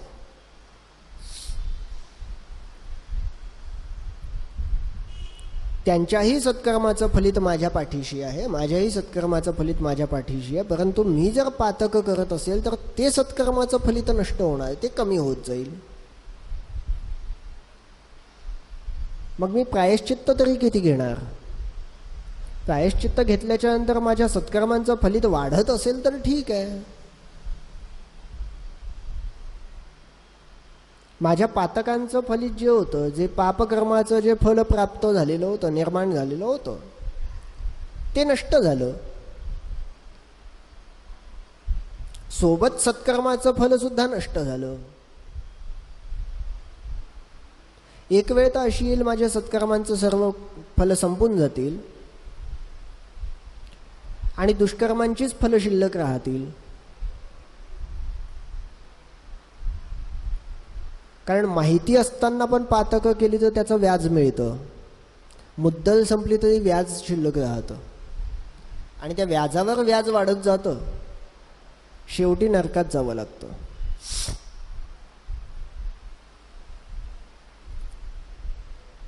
आणि हे व्याज चक्रवाढ व्याज आहे, सरळ व्याज नाही वाढत.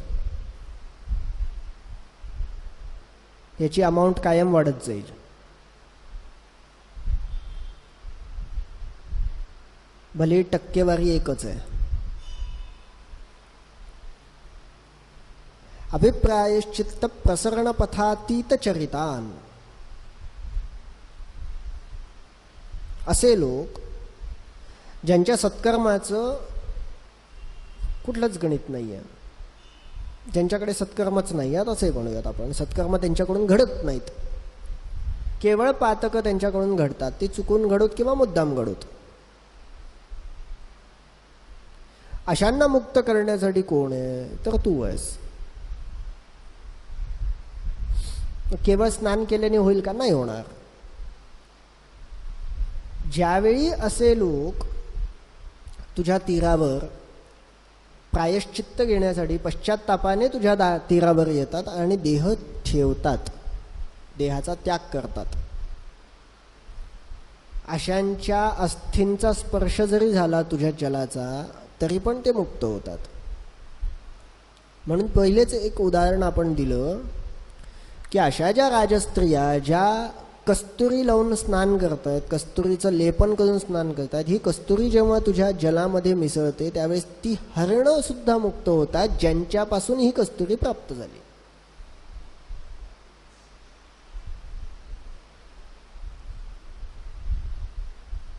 त्याच स्वरूपाने असे हे जे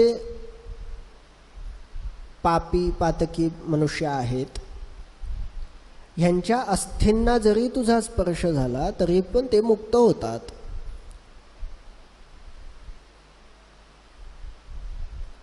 परंतु आहार निद्रा भयमैथुनं च सामान्यमेतत् पशुभिर्नराणां ज्ञानं हि तेषां अधिको विशेषो.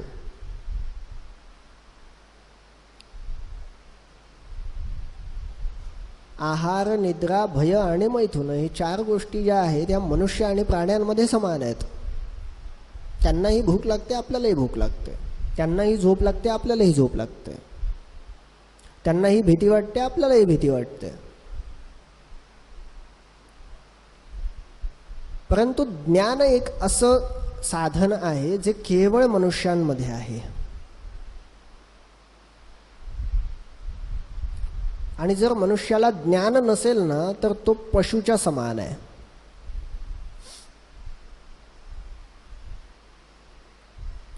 पशु समानता असते ती. तर मनुष्याला तर ज्ञान आहे. केवळ तुझ्या जलाचा स्पर्श त्याच्या अस्थीला झाला म्हणून तो मुक्त होतो असं जर म्हटलं तर हे चुकीचं होईल. केव्हा तुझ्या तुझ्या जलाचा स्पर्श त्यांच्या अस्थींना व्हायला पाहिजे, त्यांना मुक्त होण्यासाठी. त्यांना प्रायश्चित्त, त्यांना पश्चाताप झाला पाहिजे पहिले की मी जे कर्म केलं हे चुकीचं होतं.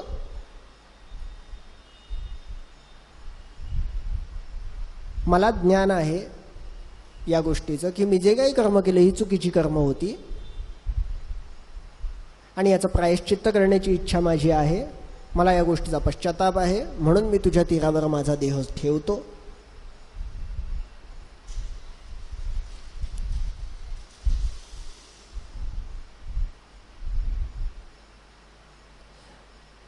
बघा, काही पण जर झालं ना, किती पण राग आला असेल, मुलांनी किती पण खोड्या केल्या ना,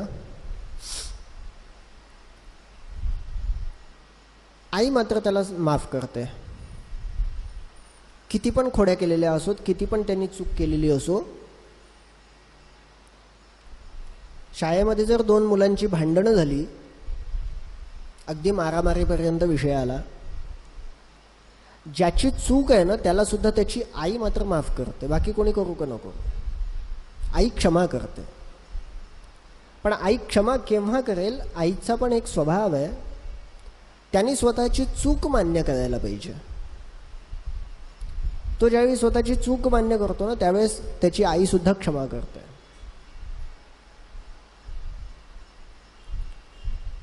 भले बाकी लोक त्याला क्षमा करोत किंवा न करोत.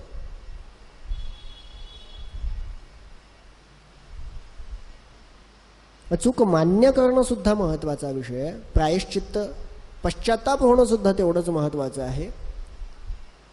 ज्यावेळी त्या मनुष्याला, त्या पातकी मनुष्याला ज्यावेळेस असं वाटेल मी जे कर्म केलं ते चुकीचं आहे, मी असं करायला नको होतं, मी याचं प्रायश्चित्त घ्यायला पाहिजे, मला याचा पश्चाताप आहे, आणि याचा पश्चाताप असल्यावर मी याचा प्रायश्चित्त घेण्यासाठी म्हणून तुझ्या तीरावर माझा देह ठेवतो, माझा देहाचा त्याग करतो, त्यावेळी तो मुक्त होईल.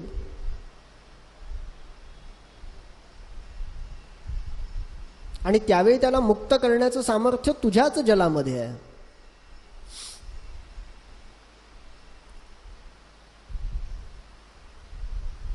आता असा जर विचार केला तर प्रत्येक पुराणामध्ये आपल्याला वेगवेगळ्या कथा ऐकायला मिळतात.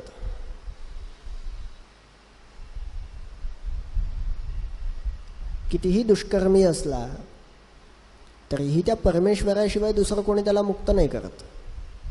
परमेश्वराची स्वरूप असतातच, ईश्वर शक्तीचं स्वरूप आहे. आणि या ईश्वर शक्तीच्या पुढे सुद्धा जाऊन कोणाचं जर सामर्थ्य असेल, ईश्वराने त्याग केलाय,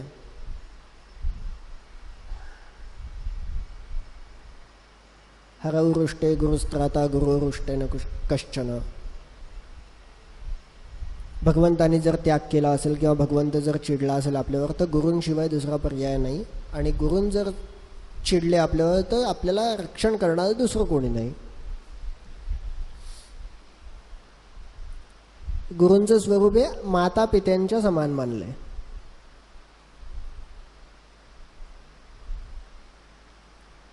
लौकिकदृष्ट्या हरवृष्टे गुरुस्त्राता, हरिहरांचं स्वरूप जर काही असेल तर ते माता पिता आहेत.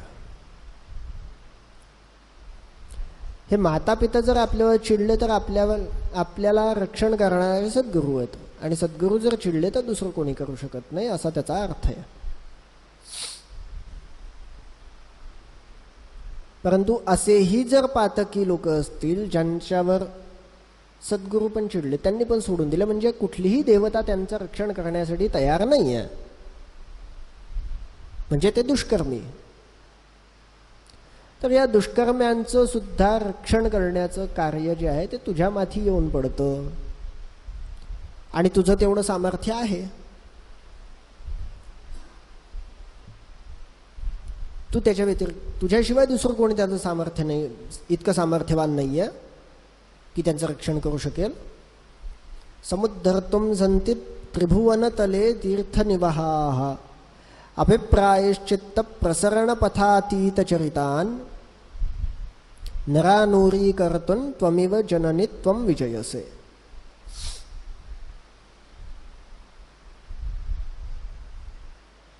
सगराच्या मुलांना सुद्धा कपिल महामुनींच्या शापामुळे ते दग्ध झाले.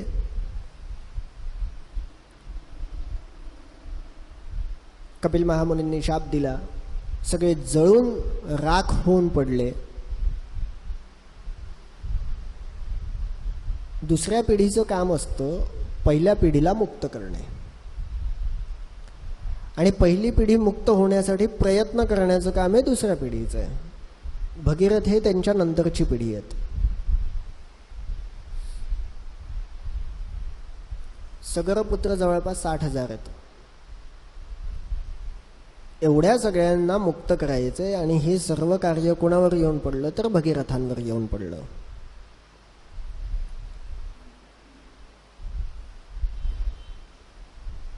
इतकं महान तप करून गंगेला आणलं. गंगेला अहंकार झाला म्हणून तिला महादेवाने बंदिस्त करून ठेवलं. पुन्हा प्रयत्न निष्फळ ठरली. पुन्हा गंगेला महादेवाच्या मस्तकावरनं खाली उतरवण्यासाठी पुन्हा काहीतरी प्रयत्न करावे लागले. हे सगळे प्रयत्न केल्याच्या नंतर त्या गंगेला, आता गंगा तर जलमय आहे, तिला कुठला रस्ता द्यावा हे पण महत्वाचं. रस्ताही दिसला पाहिजे. तिला रस्ताही बनवून दिला.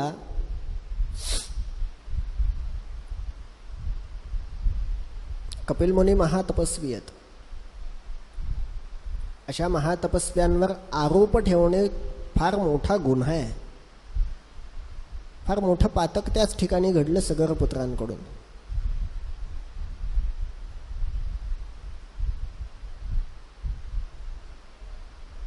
त्याच्यामुळे कपिल मुनींनी शाप दिला आणि ते त्या ठिकाणी दग्ध झाले, त्या ठिकाणी जळून राख झाले.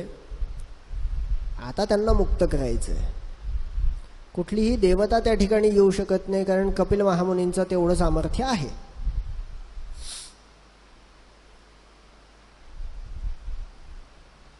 मग पर्याय काय तर गंगेला बोलवायचं.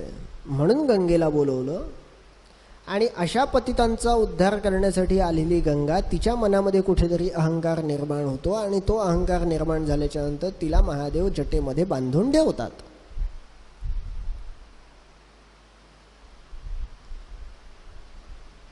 क्रोधावर नियंत्रण कसं ठेवावं? समोर परमेश्वर असला तरी क्रोध तर येणारच आहे. महादेव जरी समोर आहेत आणि त्यांनी जर माझे प्रयत्न निष्फल केले असतील तर मला कुठल्या ना कुठल्या तरी कोपऱ्यात माझ्या मनामध्ये क्रोध निर्माण होईल. कुठेतरी तो विकार माझ्या मनामध्ये निर्माण होईल.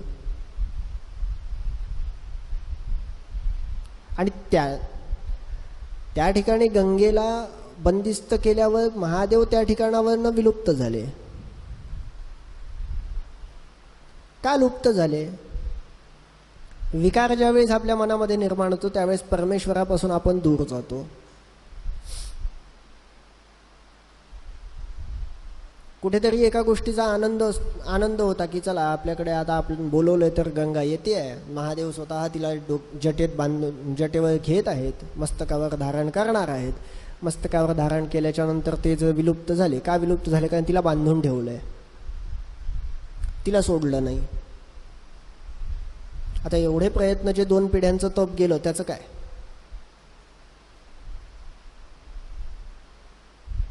हा क्रोध मनाला स्पर्शून गेला आणि भगीरथ सुद्धा परमेश्वरांपासून दूर गेले.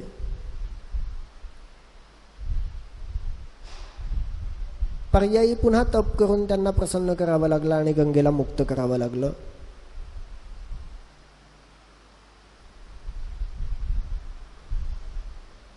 आणि इथून ती गंगा मुक्त झाल्याच्या नंतर तिला पुन्हा रस्ताही द्यावा लागतो. प्रयत्न किती मोठे आहेत.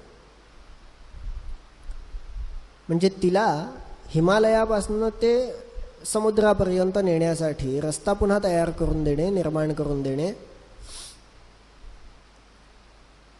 कारण गंगेचं स्वरूप पुढे वाढत जातं. का वाढत जातं? कारण तिथून जरी निघाली असली तरी ती बाल्यावस्थेमध्ये आहे, खूप छोटा तिचा प्रवाह आहे. पुढे गेल्याच्या नंतर आणखी प्रवाह तिला मिसळतात. ह्या सगळ्यांना घेऊन जायचंय आणि ती जलमय आहे.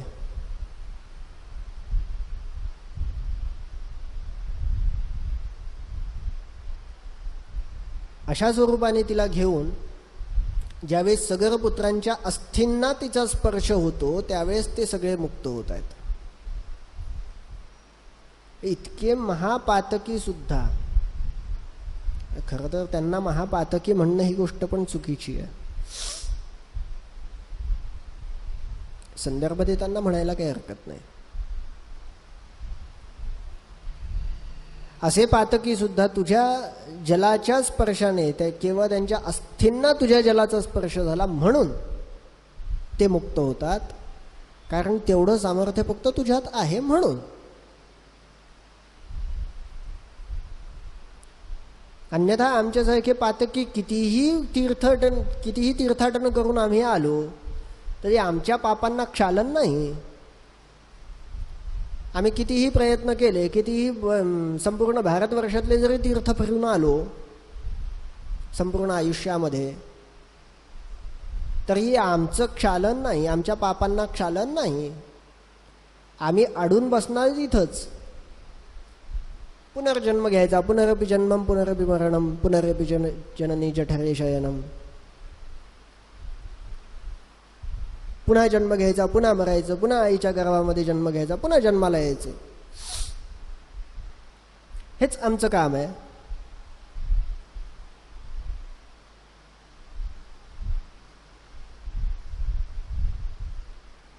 आम्हाला मुक्त होण्याचं साधन काय? आम्हाला मुक्त करण्याचं सामर्थ्य कोणामध्ये आहे? ते केवळ तुझ्यामध्ये आहे. कृतक्षुद्रैनस्कानथ झटिति संतप्त मनसः समुद्धर्तुं सन्ति त्रिभुवनतले तीर्थनिवहाः अभिप्रायश्चित्त प्रसरणपथातीतचरितान् नरानूरीकर्तुं त्वमिव जननि त्वं विजयसे. घडेदैव किंचित् कलुषपरिसंतापतिमनी अशाते ताराया असति बहुतीर्थे त्रिभुवनी. माझ्याकडून थोडंसं जरी पातक झालेलं आहे आणि त्याचं प्रायश्चित्त मला घ्यायचं आहे, मला त्याचा पश्चाताप आहे, अशी इच्छा ज्यावेळेस निर्माण होते त्यावेळेस अनेक तीर्थ आहेत आपल्या पापांचं क्षालन करण्यासाठी, आपल्याला मुक्त करण्यासाठी. जया प्रायश्चित्ते नसती कुनरा ते गती अशी समर्था या लोकी तुझसम आई तूची अससी. तुझ्यासारखं दुसरं कुणीही या ठिकाणी सामर्थ्यवान नाही आहे त्यासाठी.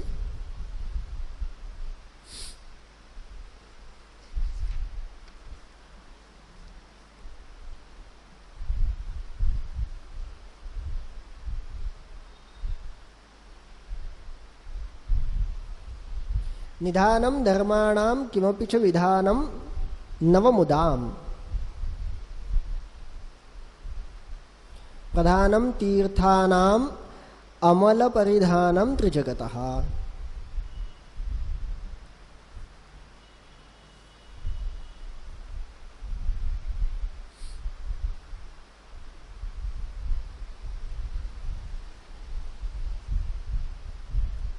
या संपूर्ण जगतामध्ये धर्माने सांगितलेली किंवा निधानं धर्माणां किमपि च विधानं नवमुदाम्, धर्माचं मूलस्थान.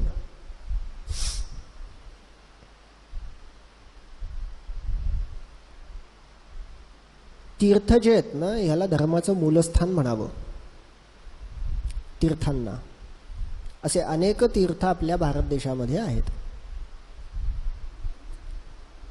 काशी क्षेत्राला गेलो तर काशी क्षेत्रामध्ये अनेक तीर्थ आपल्याला दिसून पडतात.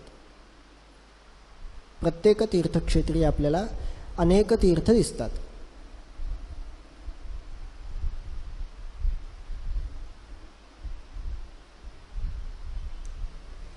काशी क्षेत्र असेल, उज्जैनी आहे, प्रयाग आहे, नाशिक आहे. कुठल्याही तीर्थस्थानावर आपण गेलो तर त्या एका तीर्थस्थानावर सुद्धा अनेक तीर्थ आहेत आणि याचा उल्लेख त्या त्या तीर्थक्षेत्राच्या महिमेमध्ये झालेला आहे. धर्माने तीर्थयात्रा सांगितल्या आणि तीर्थयात्रेला गेल्यावर तीर्थस्थानावर अनेक तीर्थ आहेत, ती त्या त्या महात्म्यामध्ये दिलेली आहेत. म्हणजे त्या प्रत्येक तीर्थाचं स्नान होणे पण तितकंच महत्त्वाचं आहे. पर्यायी धर्माचं मूल काय तर तीर्थ असं म्हणायला हरकत नाही.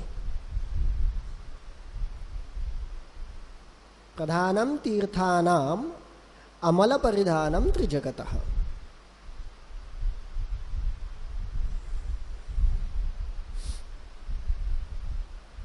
ह्या सर्व तीर्थांना स्नान करताना, सर्व तीर्थांमध्ये स्नान करताना एक गोष्ट मात्र आपल्याला समान दिसून पडते, कॉमन. काय? कुठल्याही तीर्थावर स्नान करताना असं म्हटलं जातं या ठिकाणी गंगा जल आहे. कुठलं जल आहे असं विचारलं तर ते सांगतात इथे गंगेचं जल आहे.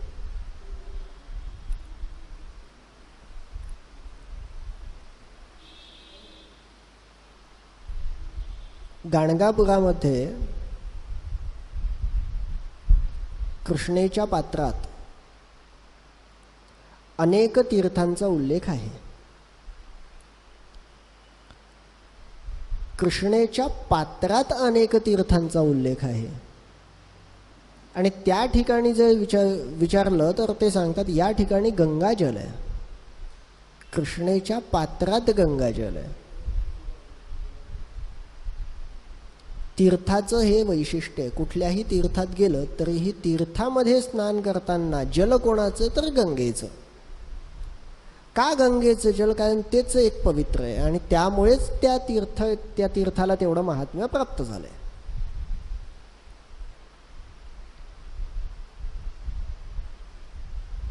म्हणून वर्णन करताना कविराज म्हणतात निधानम धर्माणाम किमपि च विधानम नवमुदाम प्रधानम तीर्थानाम अमल परिधानम त्रिजगतः.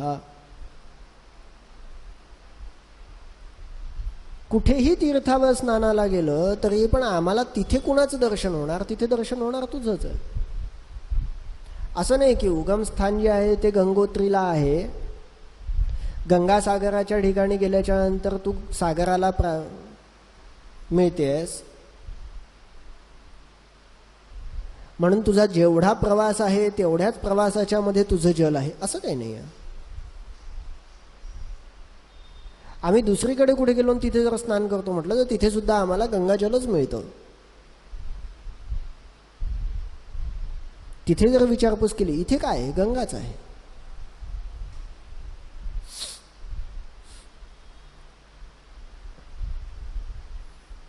एक छोटीशी कथा आहे वर्णन करायची तर. शेगाव आपल्या सगळ्यांना माहिती आहे. शेगाववरनं 5 किलोमीटरवर एक नागझरी म्हणून एक छोटंसं गाव आहे, कोणाला माहिती असेल. तिथे गोमाजी महाराजांची एक समाधी आहे आणि त्या समाधी मंदिराच्या बाहेर एक कुंड आहे.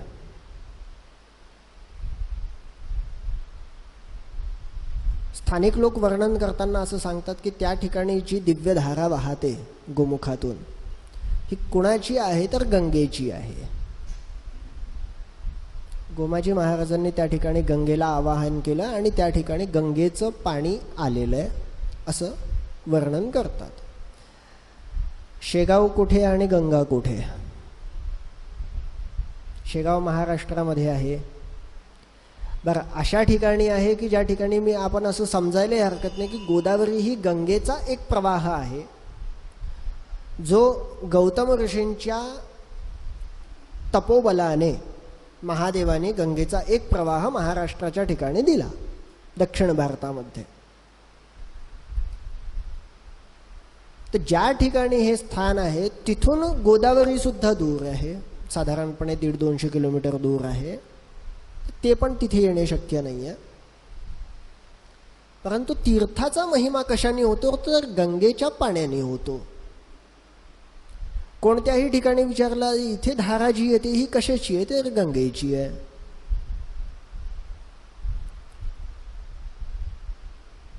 भगवान श्रीराम वनवासाला निघाले. अयोध्येवरनं श्रीलंकेपर्यंतचा प्रवास आहे अर्थात मध्ये बरेच त्यांचे मुक्काम झाले. मुक्काम झाले म्हणजे वनातच मुक्काम होणार आहेत, दुसरीकडे कुठे जाणार आहेत.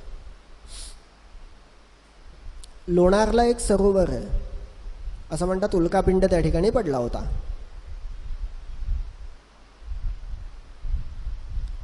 हा उल्कापिंड पडल्यामुळे एक खड्डा पडला आणि त्या ठिकाणी एक सरोवर निर्माण झालं. खाऱ्या पाण्याचं सरोवर आहे. आयुर्वेदातील लोक त्याला फार महत्त्व देतात, कारण त्यांनी त्वचारोग बरे होतात. काय आहे त्याच्यामध्ये माहीत नाही मला.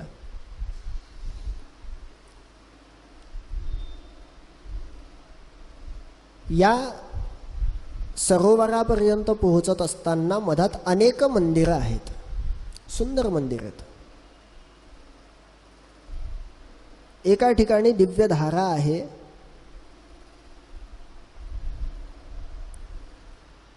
असं सांगतात की त्या ठिकाणी भगवान श्रीराम आले होते, त्यांनी मुक्काम केला होता आणि या ठिकाणी मात्र भगवती सीतेने स्नान केलं होतं आणि तिला स्नान करण्यासाठी भगवान श्रीरामांनी एक बाण मारला आणि तिथून एक दिव्य धारा काढली आहे.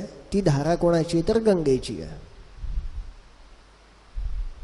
अशा अनेक गंगेच्या दिव्यधारा आपल्याला सीतेच्या स्नानासाठी भगवान श्रीरामांनी संपूर्ण दक्षिण भारतामध्ये काढलेल्या दिसतात. अयोध्येपासून श्रीलंकेपर्यंत ज्या ज्या ठिकाणी गेले त्या प्रत्येक ठिकाणी आपल्याला दिसतात.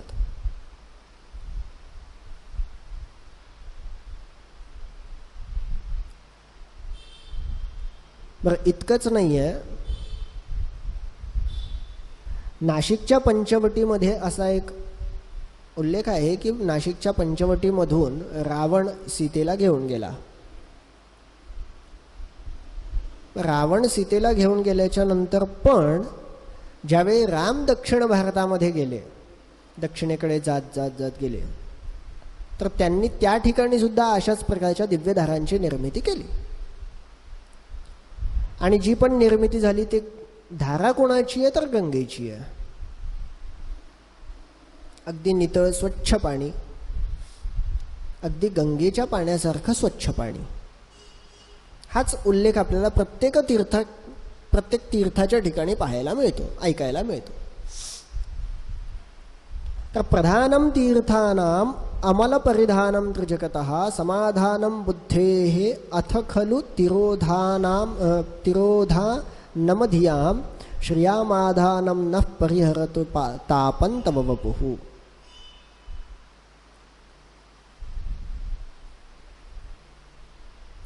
म्हणून पर्यायाने जर समजा आम्ही धर्माचं मूल काय म्हटलं तर धर्माचं मूल म्हणजे तूच आहेस. धर्माने आम्हाला तीर्थयात्रा सांगितल्या, आम्ही तीर्थयात्रा करत असू तर आम्हाला तीर्थस्नान सांगितली. तीर्थस्नानाच्या ठिकाणी आम्ही गेलो तर आम्हाला पर्यायी ऐकायला काय मिळतं तर इथे गंगाच आलेली आहे, गंगेचंच पाणी आहे, गंगाजलच आम्हाला या ठिकाणी मिळतं. पर्यायाने जर आम्ही बघितलं तर धर्माचं मूल काय आहे तर तूचंच. मग तुझ्या तीरावर आल्याच्या नंतर जर आम्हाला आनंद प्राप्त होत असेल तर हा कसा आहे? अवर्ण्य आनंद आहे. म्हणजे संपूर्ण तीर्थांचं मूल स्वरूप असलेली तू, अवर्ण्य आम्हाला नवनवीन असा प्रकारचा आनंद देणारी तू, सर्व तीर्थांचं प्रमुख स्थान असलेली आहेस तू. इतकंच काय तर तुझा प्रवाह जो आहे हा केवळ हिमालयातून सुरू होऊन, गंगोत्रीपासून सुरू होऊन गंगासागरापर्यंत नाही आहे, तर त्रिभुवनातून फिरणारी असतो. ब्रह्मदेवाच्या कमंडलोमधून निघते, श्रीहरिनारायणांच्या चरणकमलांचा अभिषेक करून आली आहेस, महादेवांच्या जटेमध्ये बंदिस्त आहेस आणि तिथून तुझी एक धारा निघते. म्हणजे त्रिभुवनामध्ये प्रवास करणारी तू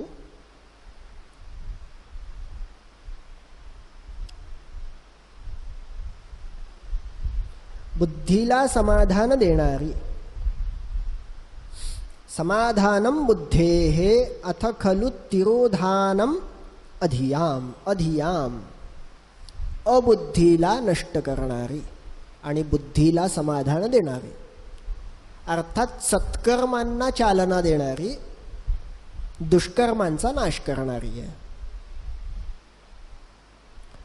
यांना इथे बुद्धी आणि अबुद्धी असा उल्लेख केलाय. त्याचं कारण फक्त एकच आहे. बुद्धी जर जागृत असेल तर दुष्कर्म आपल्याकडून घडत नाहीत. चोरी करणे हे महापाप आहे हे आपल्याला माहिती आहे, परंतु बुद्धी जागृत असेल तर चोरी होणार नाही. अन्यथा चोरी करायला काही हरकत नाही. बुद्धी जर जागृत नसेल तर ते कर्म आपल्याकडून सहजासहजी घडतं. ते कर्म करण्यासाठी आपल्याला कोणाला सांगण्याची आवश्यकता नाही आहे, कोणाकडून शिकण्याची आवश्यकता नाही आहे. शाळेत शिकवलं जात नाही की चोरी कशी केली पाहिजे. ते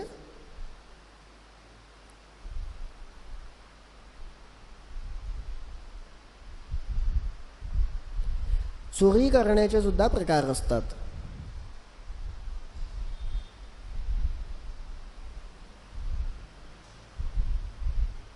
चांगली चोरी पण आहे आणि वाईट पण आहे. आता चोरीमध्ये हा प्रकार कसा, चांगली चोरी कोणती आणि वाईट चोरी कोणती? कुणालाही न सांगता प्रवचन ऐकायला जाणे ही पण चोरी आहे.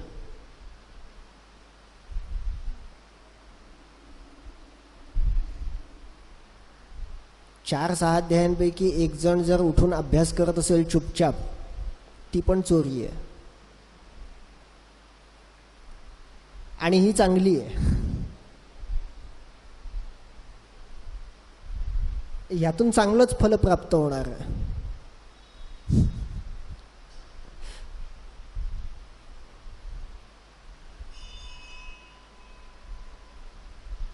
दुष्कर्मामध्ये येणारी जी चोरी आहे ती वेगळी आणि ती करू नये.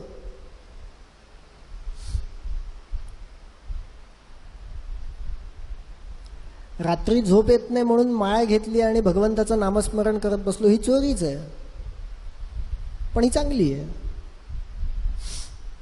काय होणार आहे? सत्कर्म वाढणार आहे. थोडंसं काहीतरी आपल्या पुण्यामध्ये काहीतरी साठा वाढेल.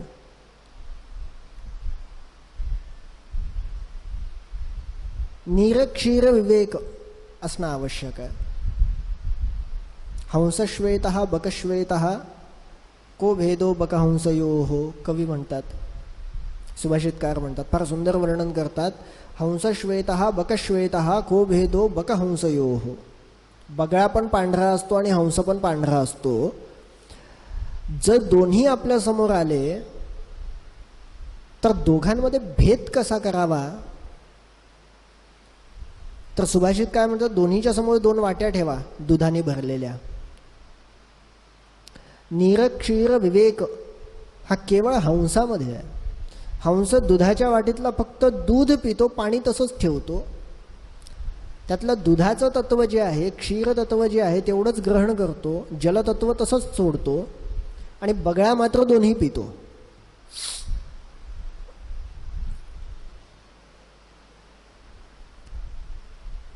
कर्म करताना हा निरक्षीर विवेक आपल्याजवळ असणे आवश्यक आहे. सत्कर्म कोणतं आहे, वाईट कर्म कोणतं आहे, दुष्कर्म कोणतं आहे हे आपल्याला समजलं पाहिजे.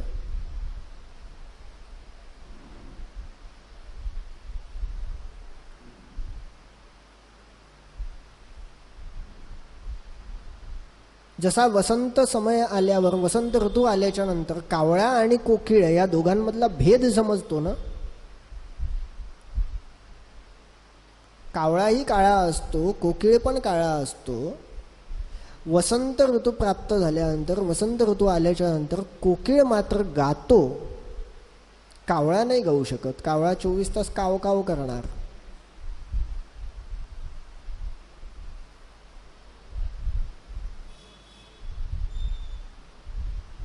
अशी सत्कर्माची आणि दुष्कर्माची एक महती आहे. आपल्याला ती लक्षात आलं पाहिजे. आपण जे कर्म करतो, कर्म करताना सत्कर्म कोणतं आहे, दुष्कर्म कोणतं आहे, आपण जे करतोय ते सत्कर्म आहे की दुष्कर्म आहे,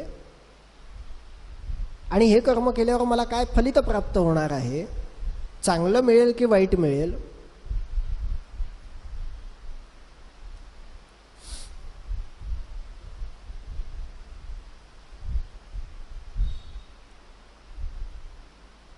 आम्हाला लहानपणी एक हिंदी विषयामध्ये कथा होती. अंगुलीमाल नावाचा एक डाकू हा गेला आणि त्याचं काम हे होतं की जे पण वाटसरू असायचे ह्यांना लुटायचं आणि त्यांची बोटं कापायची. ती बोटं कापली की गळ्यात त्याची माळा करून घालायची. आता स्वभाव असतो प्रत्येकाचा, काय प्रत्येकाची माझी ओळख काहीतरी पाहिजे, त्याला अंगुलीमाल असं म्हणायचं. तिथून गौतम बुद्ध जात होते. गौतम बुद्ध तिथून जात असताना त्यांना हा अंगुलीमाल भेटला. तो म्हणे तुमच्याजवळ काय आहे ते पटकन काढ, नाही तर मी तुझे हाताची बोटं कापून माझ्या गळ्यात माळा घालतो. गौतम बुद्ध म्हटले मी संन्यासी आहे, माझ्याकडे काहीच नाही, भिक्षापात्र आहे, पाहिजे असेल तर घे. त्यामुळे काहीच नाही तर तुझ्या हाताची बोटं दे. म्हणजे ठीक आहे, एक अट आहे. काय ते समोर एक झाड दिसतं म्हणे हो तिथे जा म्हणे, त्याचं एक फांदी तोडून आण. गेला, फांदी तोडली का आणलं, आणली का म्हणे हो. म्हटलं वापस नेऊन लाव. असं कसं होईल, मी फांदी तोडली तर ती वापस कशी लावणार, आणि मग तू माझ्या हाताची बोटं काढून घेतली, याचा तुला काय फायदा आहे, त्यामुळे माझं नाव वाढेल. त्या कर्माचं जे फलित तुझ्या मागे जोडल्या गेले त्याचं काय, ते तर माझ्याकडून तुटून तुझ्याकडे आलं. आता तू त्याच्यानंतर कितीही प्रयत्न केला मला वापस देण्याचा, माझ्याकडे वापस येणार आहे का ते. माझी बोटं कापणे हे दुष्कर्म आहे. आणि तू जर म्हटलास की मी हे कर्म केलं कशासाठी केलं, तर माझं कर्तव्य म्हणून केलं. काय कर्तव्य, मला माझं घर चालवायचं आहे ना, प्रत्येकाचं कर्तव्य. कर्तव्याचं फलित नसतं. पुरुषाचं कर्तव्य आहे की त्याने त्याचं घर चालवलं पाहिजे, घरासाठी लागणारा खर्च जो आहे तो त्यांनी काढला पाहिजे, हे त्याचं कर्तव्य. ते केलं म्हणून त्याला काही फलित थोडंच मिळणार, त्याला काही मिळणार आहे त्यातून, काहीच मिळणार नाही. पण तू इथे काय करतोयस की जर माझ्याकडे काही धन असतं ते धन तू घेतलं असतं, कशासाठी, तुझ्या घरी धनाची आवश्यकता आहे म्हणून, पण ते माझ्याकडे नाही. मग केवळ तुझा धाक दिसावा हे पण तुझं कर्तव्य समजून तू जर माझी बोटं कापत असशील तर ते तर दुष्कर्म आहे. आणि त्याचं फलित जे तुझ्या पाठीशी लागलं ते तुला नको आहे, ते तू मला किती पण देण्याचा प्रयत्न केला ते थोडंच माझ्याकडे वापस येणार आहे.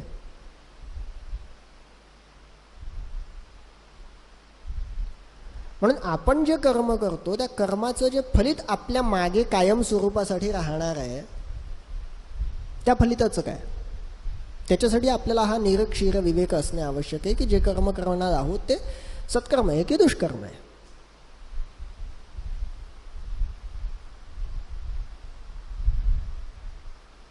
कारण हे फलित असं असतं जे केवळ आपल्याच जवळ राहतं. आपलं कर्तव्य पार पाडण्यासाठी सत्कर्म करावं की दुष्कर्म करावं हे सुद्धा आपल्याला लक्षात यायला पाहिजे. केवळ आपल्याला आपलं कर्तव्य पार पाडायचं म्हणून दुष्कर्म नाही करायचं. माझ्या घरी माझं कुटुंब आहे, माझी पत्नी आहे, माझी मुलं आहेत, माझे माता पिता आहेत, आणि या सर्वांचा उदरनिर्वाह मला चालवायचा आहे. हा उदरनिर्वाह चालवता यावा म्हणून मी जर दुष्कर्म करून पैसा कमवत असेल तर त्या दुष्कर्माचं फलित थोडंच माझ्या कुटुंबाच्या मागे जाणार आहे, ते तर माझ्याच मागे जाईल आणि ते भोगावंही मलाच लागेल. प्रपंच चालवण्यासाठी सुद्धा दुष्कर्माचा आधार घेऊ नये, एवढाच त्याच्या मागचा अर्थ आहे. निधानम धर्माणाम किमपि च विधानम नवमुदाम प्रधानम तीर्थानाम अमल परिधानम त्रिजगतः समाधानम बुद्धेः अथ खलु तिरोधानम अधियाम. सत्कर्म आणि दुष्कर्म बुद्धीचं समाधान करणारी आहेस आणि अबुद्धीचा नाश करणारी आहेस. श्रियाम आधानम न परिहरतु तापं तव वपुः.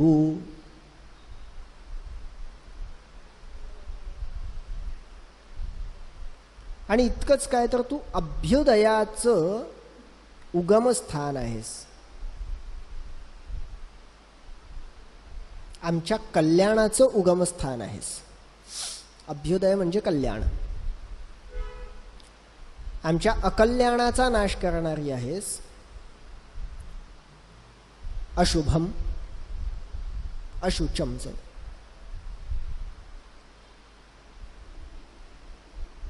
आमच्या अकल्याणाचा तू त्या नाश करणारी आहेस. अकल्याणाचा नाश करून आमच्या कल्याणाचं उगमस्थान आहे, आमचं कल्याण करतेस. अशी तू, असा जो तुझा हा देह आहे, तनु, तव वपुः. वपुः म्हणजे शरीर, देह. हा आमचा जो ताप आहे हा नष्ट करू. अगार श्रेयाचे सकल जनसंतोष अवनी, अशेषा तीर्थांची गुरु सुचिर जीची त्रिभुवनी.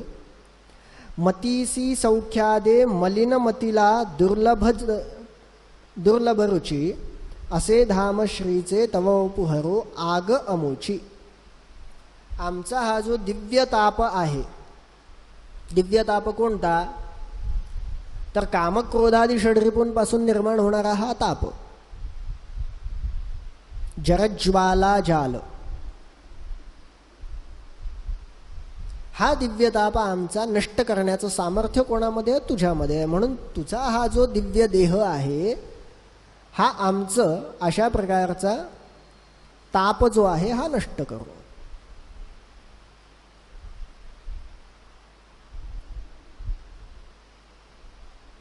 बुद्धीला चालना दे, अबुद्धीचा नाश कर,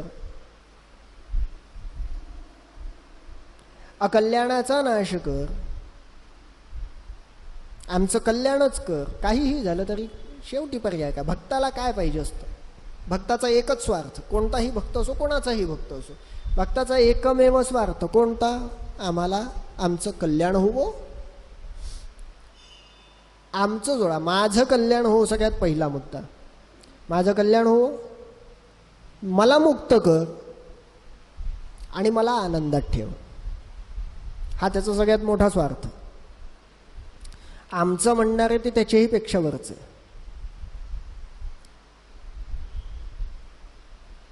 दुरितांचे तिमिर जावो म्हणण्यासाठी माऊलीच पाहिजे, आपल्याकडून शक्य नाही ते. आपण भगवंताच्या दारात गेलो की स्वतःच मागणार. प्रत्यक्ष भगवंत समोर असताना पण जर दुरितांचं तिमिर जावं हे आपली इच्छा असेल तर ती माऊलींचीच होऊ शकते. आपण माऊलींच्या सोबत थोडंच राहणार. माऊलींच्या पंक्तीत बसण्याची आपली पात्रता नाही.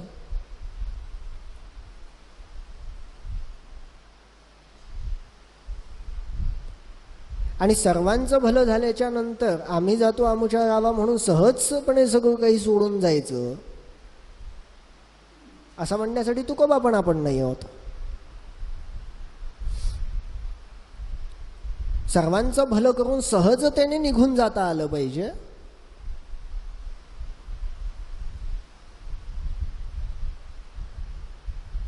दुष्टांची दुष्ट बुद्धी नष्ट व्हावी.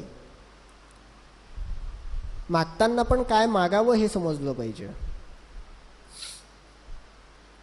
माझे शत्रू नष्ट नाही करायचे, माझ्या शत्रूंची शत्रुबुद्धी नष्ट व्हावी.